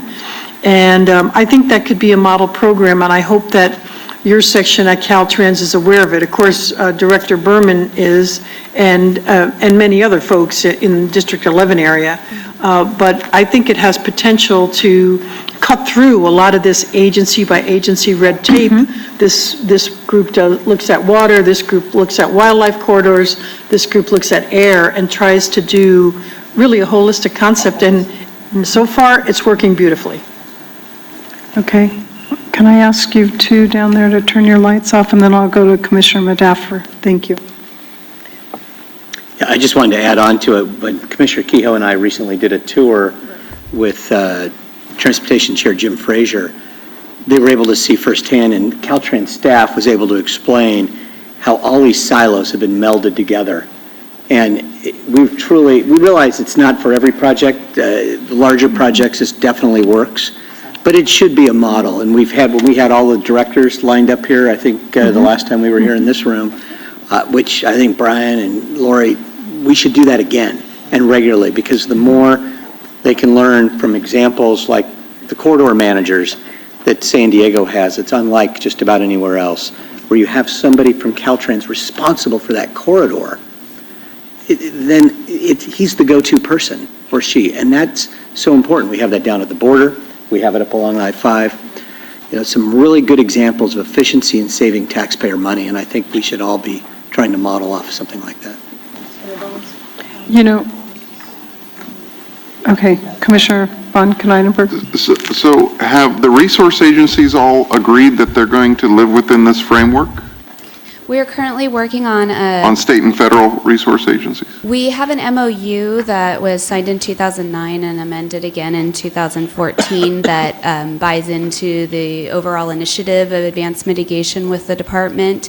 In that agreement, it has identified that we shall develop an implementing agreement to implement the program, and we're in the process of negotiating that right now with the resource agencies. And how are environmental organizations buying into this concept? Sorry, the environmental... Environmental organizations, so Sierra Club, different wildlife organizations, how are they buying in on this? I can't speak for all of them, but I do know that there has been a lot of support from the Nature Conservancy over time. They've actually been very involved in helping us shape the concepts related to analysis as well as the policies that are now in place.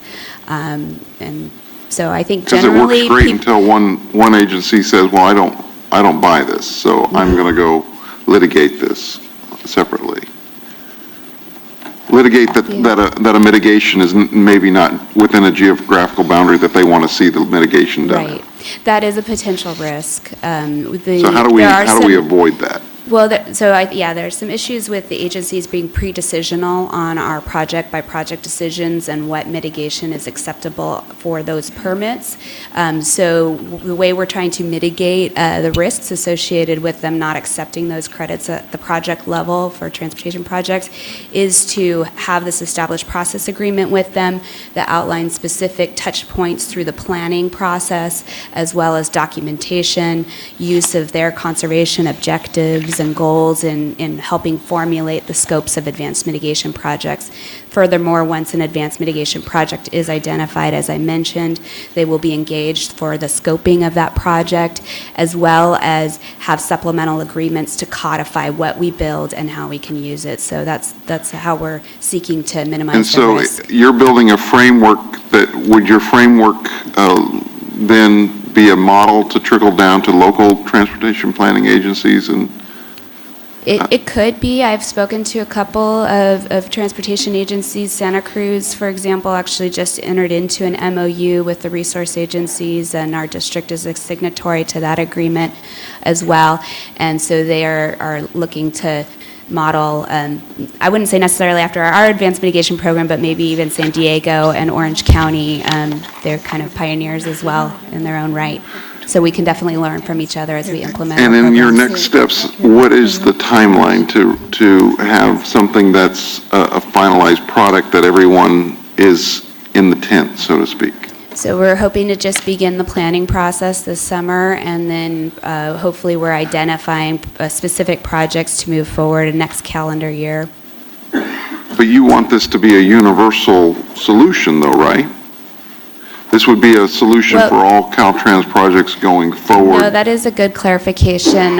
Depending on the funding levels, it's a minimum $30 million per year for 4 years, and then it'll be a revolving fund. So depending on the funding levels, if we're anticipating $120 million, it will be a subset of how we deliver our mitigation for the department. Thank you. Okay, I have a couple of questions. One, Susan, or Director Branson mentioned our comprehensive corridor workshops. I would highly encourage you and your representative to participate. As Commissioner Kehoe pointed out, this was part of a comprehensive corridor, and we're trying to work through those guidelines and developments. So make sure we have good cross-pollination. And on the flip side of that, make sure on your workshops, I think the workshops offer a wonderful opportunity to bring a lot of folks around the table to sit down. So whatever we can help to do with that outreach would be great. I think Secretary Annis on the AB 1282 work group task force that we have, it seems to me that that would be another great group to make sure that we bring to the table so that we can. And, you know, we haven't had any discussion about advanced mitigation. To me, takes a net present value kind of approach, and we haven't talked about really doing these things early has exponential impacts in terms of benefits, I think. And I think we can't lose sight of the fact that there is a value from us coming together and figuring out how to do that.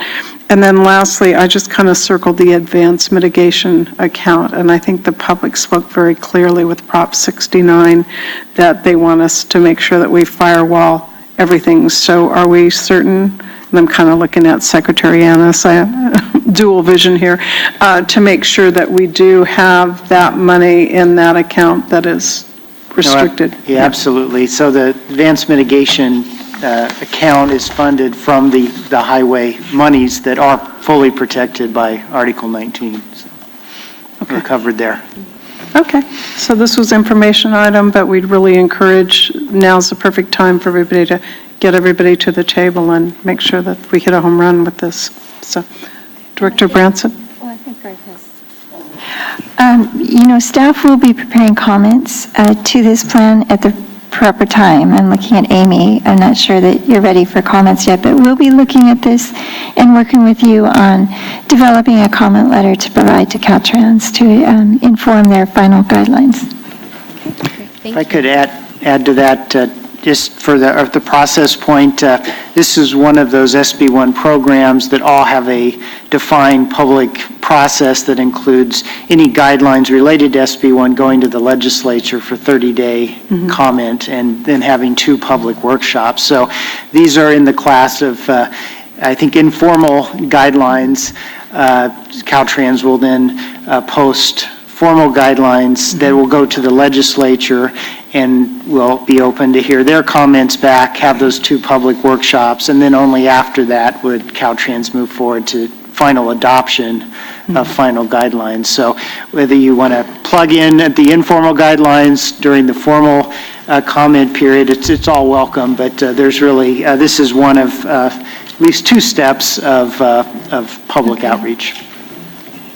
Okay, well, we've got a lot of partners. We had a partnership theme going a little earlier in the agenda, and I think it would be important. So I know that Keith Dunn's stand-in is still back there representing the self-help counties. So Suzanne, if you can make sure that all of your partner agencies participate, and then Patricia Chin and, our rural partners as well. So I think it's a great time to get everybody around the table. So thank you all very much. So that was an information item. So we will move on now to item 23, California Department of Housing and Community Development. Garth? Yes, thank you, Chair. Commissioners, tab 23 is also an informational item. And as we are all aware, there's a clear connection between housing and transportation. High-density housing in urbanized areas is a key factor in California's ability to meet many of our environmental goals. Ben Metcalf, the Director of California's Department of Housing and Community Development, is here this morning to brief the Commission on recent housing-related developments. And with that, I'll turn it over to Director Metcalf. Thank you, Garth, and good morning, members of the Commission. Thank you, Susan, as well, for having me here today. It's a privilege to be able to discuss the intricately linked challenges of housing and transportation. And it's a particular privilege to be doing it this morning, just minutes after Governor Brown has signed his budget, which is both forward-looking and fiscally prudent and moves the ball forward on both these fronts. Garth nailed it. It sounds simple, maybe simplistic, but transportation is a function of where people choose to live, where they choose to work, where they choose to play. And making those connections work is key to our collective success. One of the great challenges this state faces is a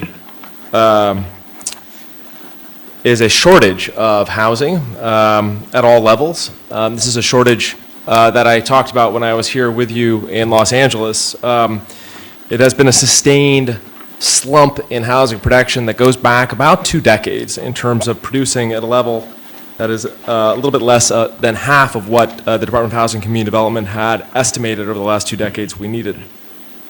And in fact, I am sad to report that a recent report put out just a few weeks ago by the Department of Finance, looking just at 2017, confirmed this pattern. In 2017, we only were able to add to this great state a net of 85,000 new homes. which, I don't know, might seem like a lot, but in fact is some 100,000 fewer than we had projected we should have been putting online in 2017 to keep pace with household formation, job creation, in-migration, and so on. And when you can't have a home, families are faced with horrible choices. They're either looking at potentially a very long commute or out-migration out of California, as many families in fact do. Or they're looking at doubling up, moving into substandard housing, or paying an often insurmountable amount of their income towards housing costs. Today, in California, 1.7 million families are low income, don't receive any rental assistance, and pay more than half of their income in housing every month. That's untenable for most families and puts them right on the verge of homelessness. So that's not a happy story, but the good news is, if nothing else, we are making forward steps, I think, to bring more tools to bear, to be more responsive to this crisis that we find ourselves on the housing front. Again, a lot of this is legislative. So let's start with Senate Bill 2, which was enacted as part of last year's housing package. It provided for a permanent revenue source for affordable housing. The good news on that account is that the fees are now coming in, and we have seen our first quarter revenues, and in fact, we're slightly ahead of target, looking to beat the $250 million that we had expected to accumulate over the course of this year. Now, half of the first year's revenues, and I should say on a going forward basis, most of those funds actually go back to cities and counties to help them invest in affordable housing programs. But in this first year, half of the revenues are dedicated on a priority basis towards homelessness efforts.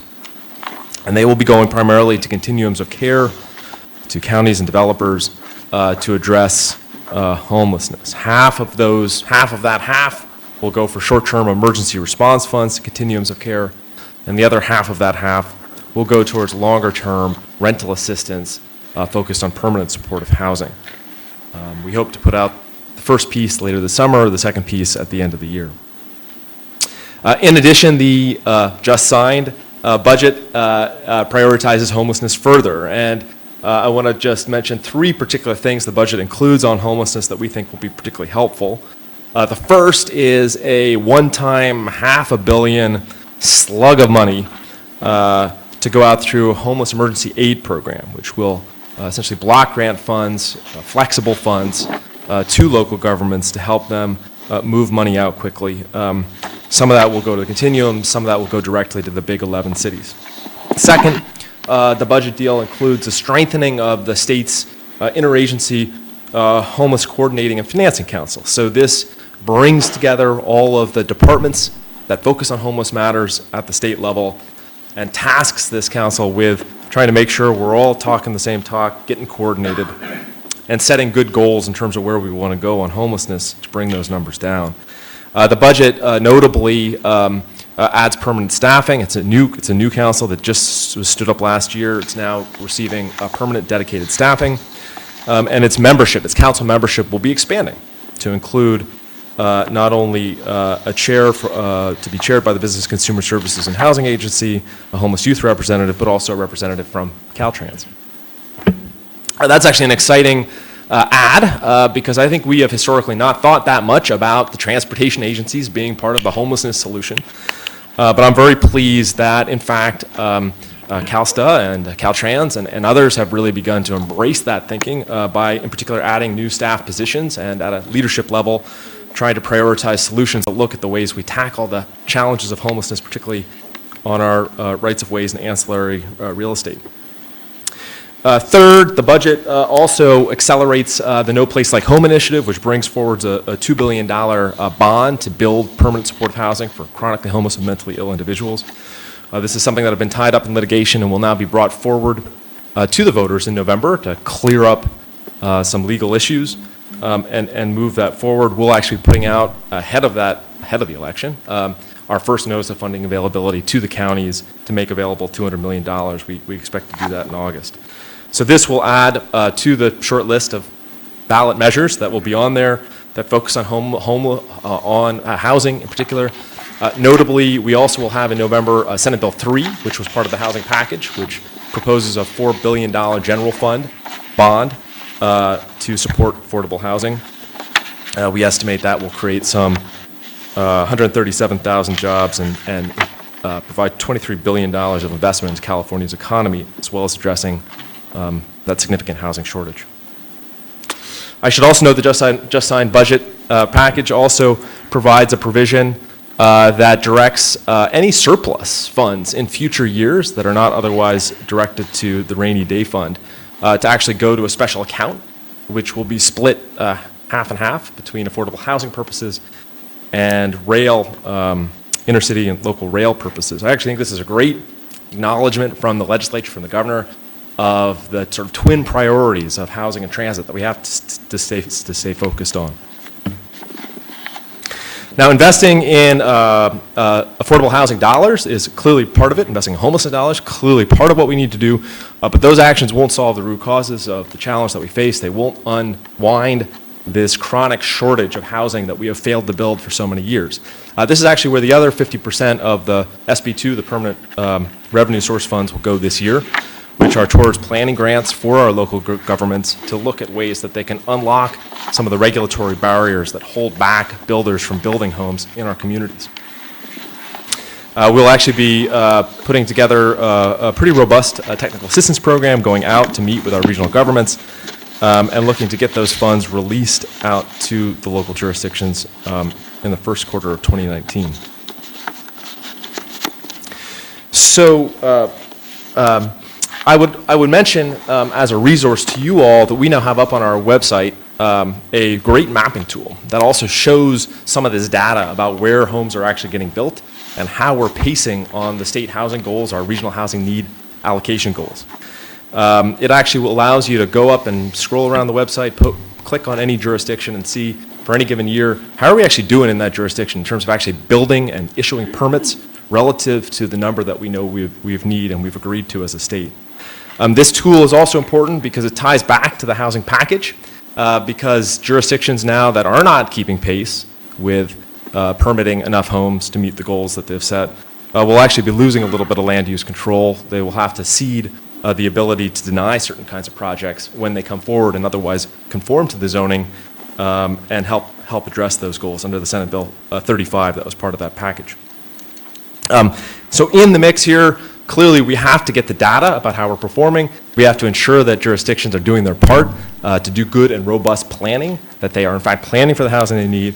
And that's also why I'm really pleased and grateful to the great partnership that we've had looking at SB1 funds and the planning grant funds in particular, and making sure that just as we're doing with cap and trade programs, just as we're doing with future housing programs, we're sending a clear, unified message to our cities and counties and communities that says, hey, if you're not doing the basics of putting together plans that meet state law for the housing you know you need to build, if you're not doing the basics of reporting up on the permits, then you're not going to be eligible for certain kinds of planning grants or other funds, which is exactly what we're doing with some of the SB1 planning grant funds.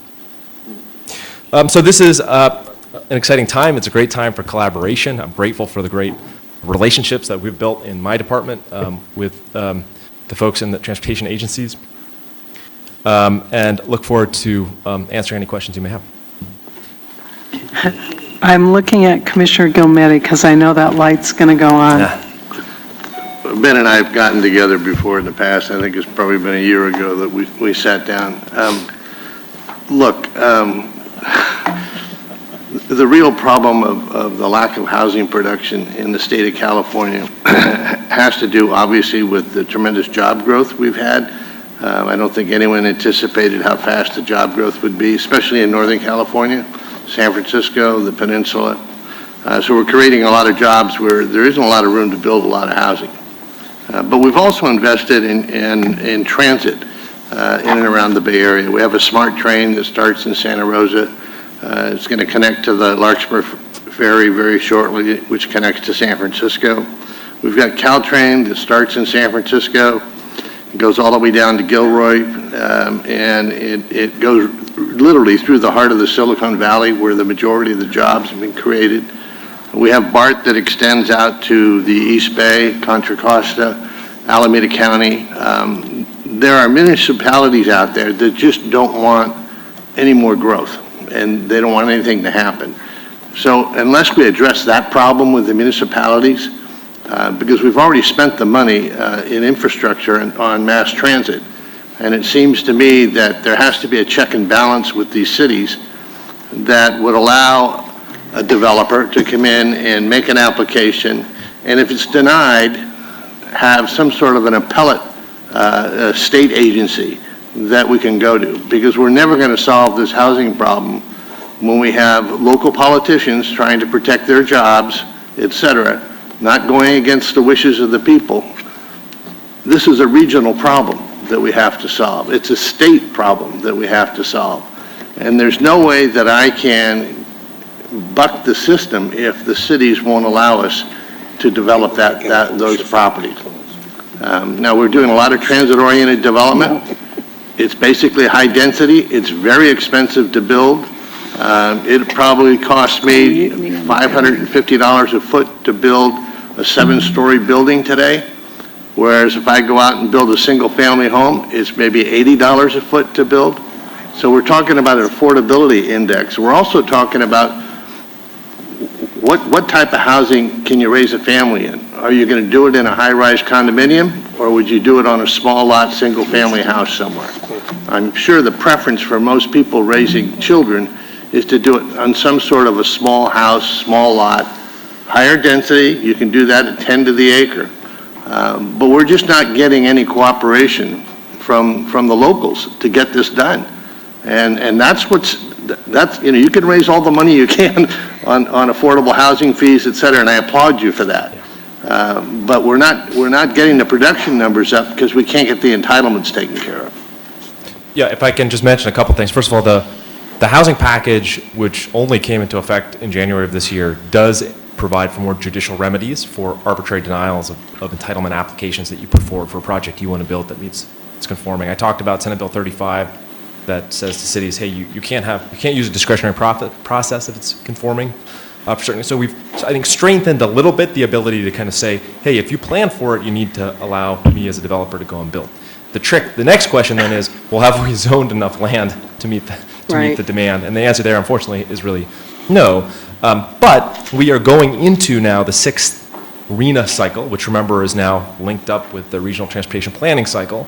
And we're going to be going back to the MPOs and assigning them much larger allocations based on the demographic changes. And so we've just gone through this now with Lake Mendocino County, and notably in San Diego with the Sandag, where we assigned them their first up for the 6th cycle. We gave them, I can't remember the number exactly, some 170,000 unit allocation, up 30-some thousand from their last cycle. Very painful, I think, in many ways for them to digest, because it's going to be hard politically to increase their zoning. But very pleased that the Sandag board nonetheless voted just a couple weeks ago to accept the HCD number without challenge. So they now have that work ahead of them of trying to figure out where are they going to zone this land, and some of that will be TOD, some of that may not be. We'll see how it works, but that's got to be part of the solution. Yeah, in the state of Massachusetts, they had a problem with affordable housing, and they passed a measure called, I think it was 40B, if you're familiar with that. But basically, again, it was a state agency that if the locals didn't do what they should be doing, you had the ability to appeal it to the state. So the state could overtake local control. I've been told that it probably hardly ever takes place, because it's really forced the locals to do the right thing before the state takes control and does it for them. So somewhere along the line, we need some sort of an agency that will take the local control away if they don't do the right thing. I'm all for local control, but we have to look at this as a region and solve the regional problems at the same time, not in my backyard. Okay, Commissioner Dunn? I'd like to, my colleagues, I'd like to also join with Mr. Gilmetti, because Director Metcalf has done a remarkable job, and sometimes an agency that I think is the stepchild in government, where we suddenly realize we're in a crisis, but we've been saying this for decades, exactly as you said. So I really commend your work and raising the flag to remind everyone that housing is where jobs go to sleep at night. It's a critically important statement that I say every day. Fran repeats it, and it's how our economy runs. A couple quick questions for you. On the housing package and funding, I just want to validate, it's a really important package. A bond measure is coming up. We'll all have an opportunity to vote. But at the end of the day, we need to support the housing package, and the legislature in their wisdom tried to make a dent. I want to make sure that we all know that we still need market rate builders to build the great bulk of the housing we need in this state to reach that 200,000 per year that we need, on top of trying to hit that between $1.5 million and $3.5 million deficit the state is having. Is that correct? Absolutely correct. Yep. That's great. The second question for you is in a really, for me, a revelatory study by Holland and Knight of 600 CEQA cases. Of those 600 CEQA litigation cases, the top 3 litigated issues were affordable housing, transit projects, and clean energy projects. It's shocking to me that CEQA is stopping us reach our climate change goals, because we have to intensify development in the urban core. I mean, we just saw a presentation that our vehicle miles traveled is increasing, and as Mr. Gilmetti says, we're driving till we qualify in order to get to our jobs.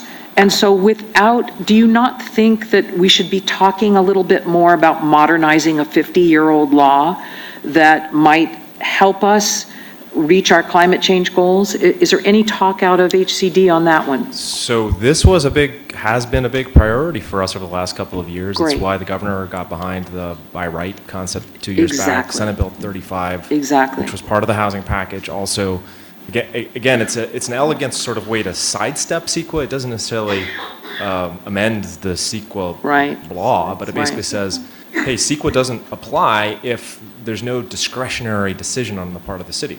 So if all the discretion is at the front end where you do the planning work, then in theory, the project should be able to come behind in a ministerial fashion through an objective process, receive the approvals that it needs because it conforms to the existing zoning and plan. And so Senate Bill 35 is a way that the state is imposing that framework. But part of what we're hoping to do with the planning funds that we put out later this year is actually encourage jurisdictions to sort of essentially voluntarily do robust front-end planning and then step back from that, wrangling over the discretionary nature of it. Because if they do that, then they get CEQA out of the way. CEQA does not apply if there's not a discretionary act by the local government. That's great. Good, thank you. And the last question, and this puts you a little bit on the spot, so you can say, I'd rather not touch this one with a 10-foot pole, Lucy, but I love that you volunteered that you're working with Caltrans, and that makes sense to me that we align our departments on all of our goals. CTC is meeting this afternoon for the first time with the Air Resources Board. They have 1,500 staff members. We have 25. We're trying to figure out, are there ways to align goals? Do you have some advice for us that we might share with CARB on how we can get housing into this conversation in order to reduce, once again, greenhouse gases and vehicle miles traveled? How can we have a houser also working with CARB to educate them, and what is your thoughts there? I think the way in is really through our collective embrace of the state's climate change goals. Yes. And that very large slice of the pie wedge about how we get our GHG emissions down that ties back to land use. Exactly. And so if we want to get where we want to get by 2030, by 2040, we can't do it without really reimagining where future development happens, where our investments happen, trying to channel some of that growth in different ways. And so that has been I think that's a very productive way to engage with the ARB, because then it focuses them on, we need to actually facilitate supply, at least in certain places. And I think, the other thing which, folks often reflect on is, we're losing, because of the housing crisis, we're losing some 100,000 families every year who are forced to out-migrate out of California. These are overwhelmingly lower income, communities of color, there are millennials, our kids. So we're compromising sort of the state's diversity because of the housing burden. And so the irony is, where are these guys going? Well, most of them are going to Texas. Where they don't have our primary greenhouse location, gas and they're all schools, moving into half-acre homes. So look, we have to think big picture about the climate change goals and not look at narrowly. So that would be my suggestion. Very good, thank you. And are they inviting you into conversations at ARB? You know, Not- it's a good question, not as much as they ought to. Thank you. I think I we wanna have make sure dabbled that a little happens. bit with some research, collective research efforts. Obviously, we collaborate with the cap and trade funds through the Strategic Growth Right, Council, but right. there's obviously more opportunity there. Yep. Very good. Thank you, sir. So we'll take this opportunity to invite you this afternoon, so consider yourself invited. Okay, I want to go to Commissioner Burke first. Very, very fast. I associated with Century Housing. And transit-related housing is very important in terms of our approach. And I have to recognize that we are involved with builders who are major builders, but we do rely on tax credits to make sure that we service low-income residents. And I think that we've been very successful at that. We started out with the 105 freeway, but we're now statewide. And we do emphasize the whole idea that we work with the business community, we work with the large builders, but we also provide transit-related low-income housing and moderate-income housing as a portion of all of the developments. So I hope you will make sure those tax credits are available. Okay, I think Commissioner von Kneinenberg, you were up next.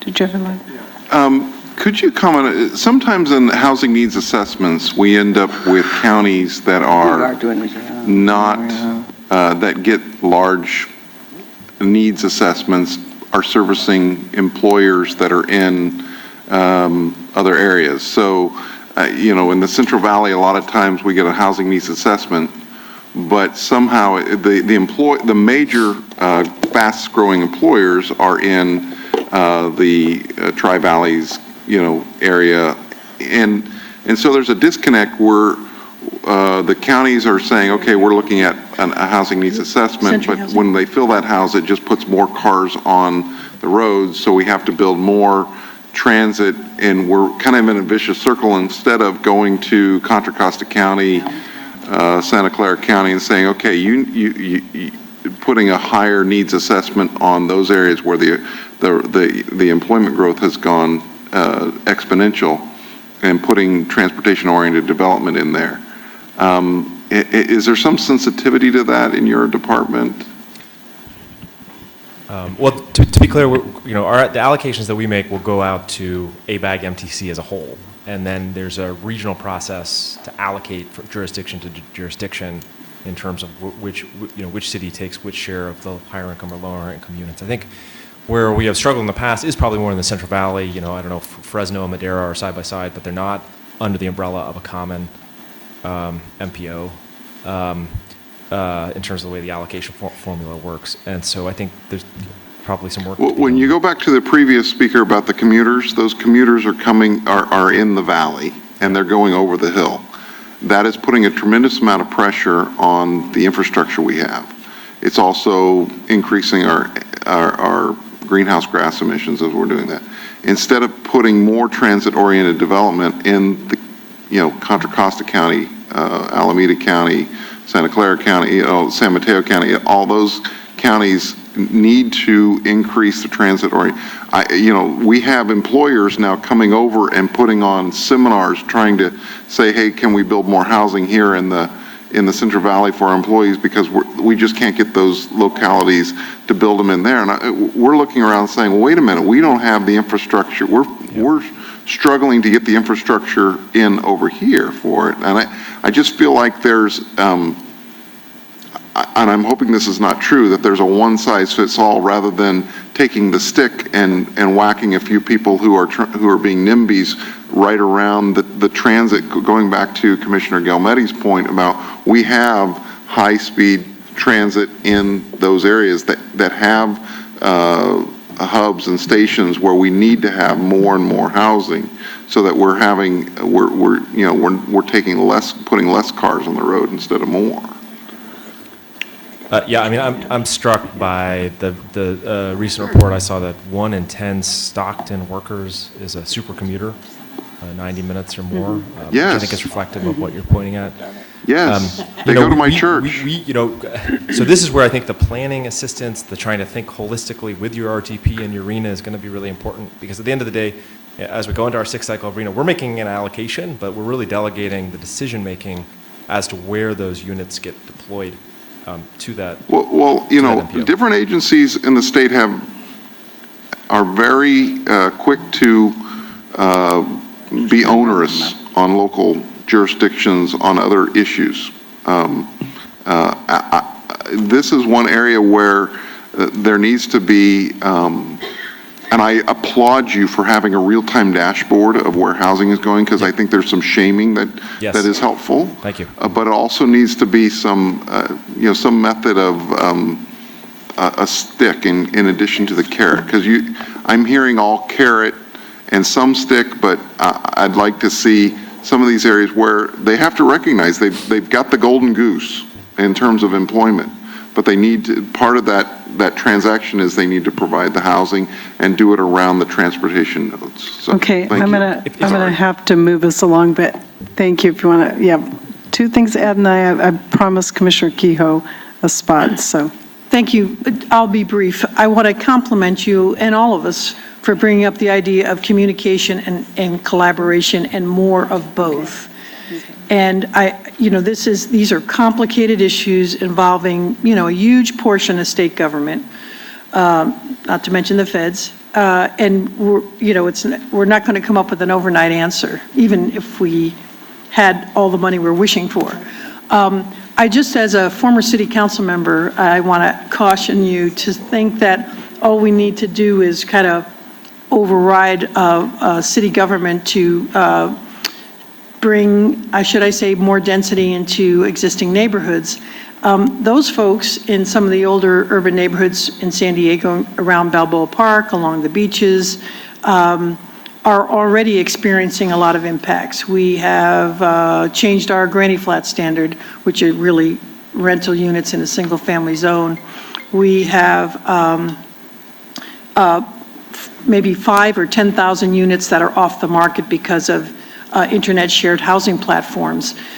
So we need to think strategically about how we can bring select density increases to existing neighborhoods, or I think, we could suffer a big backlash. And we need to be mindful of that from the get-go. I'm sure you are, but a lot of work to be done. It would be great if you could come to the ARB meeting this afternoon. Yeah, it would be great. So, okay, I'm going to go, Commissioner Committee, one wrap, and then I'm going to give Ben the final closing. I agree with Commissioner Kehoe. I mean, obviously, there's trying to fit so many pounds of something into a smaller bag isn't going to work. But I will tell you this: we have to get away from the RENA numbers, and we need to ground truth. We need to be looking at that land, raw land or whatever that's available, that's not parkland or whatever, that's available for development along transit corridors. So whether, in our area, whether it's BART, SMART, or Caltrain, so the arena numbers don't really make any sense unless you look at a map and look down on it and say, yeah, these are areas that we could be developing, and they're along transit corridors where we already have the investment. So I would hope that you guys start looking at things other than RENA numbers. Look, the RENA numbers are just the floor. They're just sort of the minimum, and we hand them out, and our hope is to work with the MPOs to get them to allocate those RENA numbers to jurisdictions in ways that line up with their sustainable community strategies, with their transit priority areas, with the SMART and BART sites, and so on and so forth. That doesn't consistently happen. That's something we want to work through technical assistance, primarily conversation, to try to make sure that does happen. But just on the back end, on the question of, what are we doing when folks aren't delivering, I want to be very clear.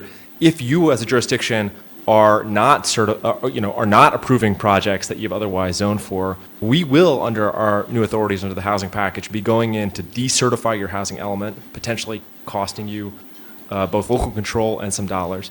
And we will also, and we are looking at opportunities to bring in the state's attorney general now to say, hey, you've got to comply with state law. We've all got to do our fair share here to help California move forward. Ben, these sites that I'm talking about. Yeah. We got to move. Yeah. All right. Okay. We'll have a discussion Thank you. offline. I've really appreciated your time here today. Thanks, Bobby. Sorry I can't spend the whole day with you. No, we would welcome the opportunity, and I think if nothing else, you got the passion of this commission to help be part of the solution. So in the respective time, my former chair here is going to grab the gavel and move us along if I don't. But I do appreciate, I think for me, the drive until you qualify is something that just stands up. And now Commissioner Tavallone is going to build an In-N-Out burger for us, so we're all good. But anyway, let's ask our staff to figure out how we can have more engagement and more of these discussions. But in the respect of our agenda, we need to move on. We expect you to solve the housing crisis in the next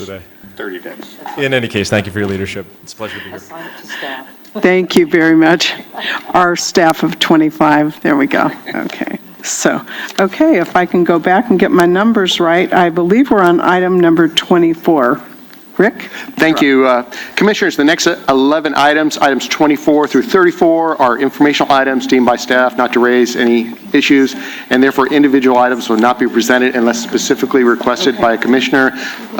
Please note that there are a number of items on the number of corrections on the change list, including an update to item 25, which is the allocated not yet awarded, noting that 3 of the 9 projects on that list are now awarded.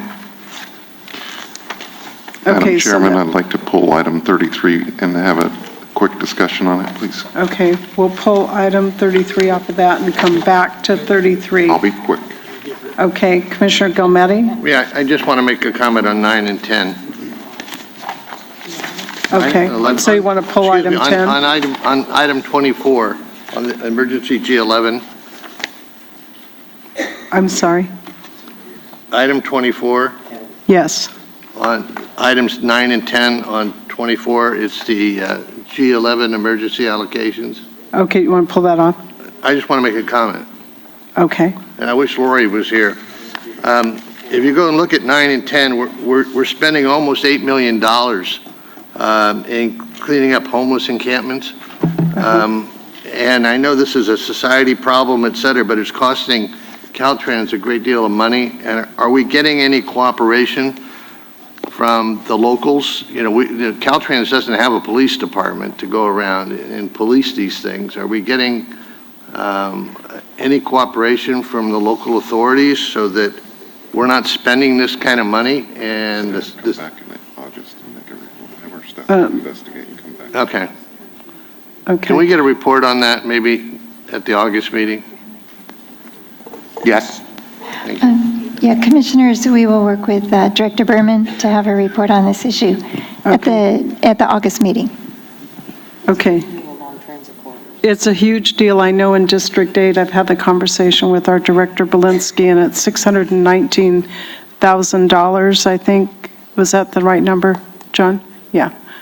And so I'm sure we can come back because I think that's a very important point. So if we'll have our staff to give a report back of what we're doing and what problem we're solving, because we also have employees that are pushing back too, so. I'll just make my comment on 33 and then we can move Okay, so we're going to pull 33. So, well, or I can just make the comment and then we can vote on it. Okay, go ahead. So on item 33, we have some unallocated funds in there that look like they're about $50 million or more. Could we ask staff to come back and look at those uncommitted funds and see if they're obviously in different lanes, and we want to honor that they're in those different lanes, but have staff come back with a proposal of whether or not those funds really are uncommitted, and whether or not we should be looking at programming those funds in the future and developing a policy to how to do that. Mitch, I see your lights on. Yes, we will do that and bring it to the August Commission meeting. Fantastic, thank you. Okay, Rick, will you restate which items we covered? 24 through 30? 24 through 34 are informational reports. Okay, good. So we're good with those, and we've directed staff. So we will then move on to item 35 to begin the consent calendar. Yes. Commissioners, the next 33 items, items 35 through 67, are on the consent calendar. Please note the following change to the consent calendar item as documented on the change list. That's item number 58. Their resolution C-21627 was withdrawn prior to the commission meeting. With this change, Commission staff recommends the Commission approve the items on the consent calendar. Okay, I heard a motion, Commissioner Keough, and I'm going to go to the first motion to give the second to Dunn. Okay, so we've got the motion and a second. Is there any discussion on this? Hearing none, I'll call for the vote. All in favor? Aye. Anybody opposed?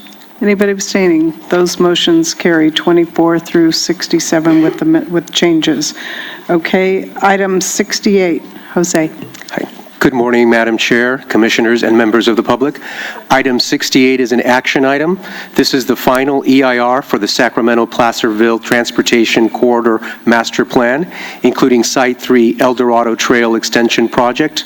The County of El Dorado adopted a statement of overriding considerations, finding that the benefits outweigh the impacts.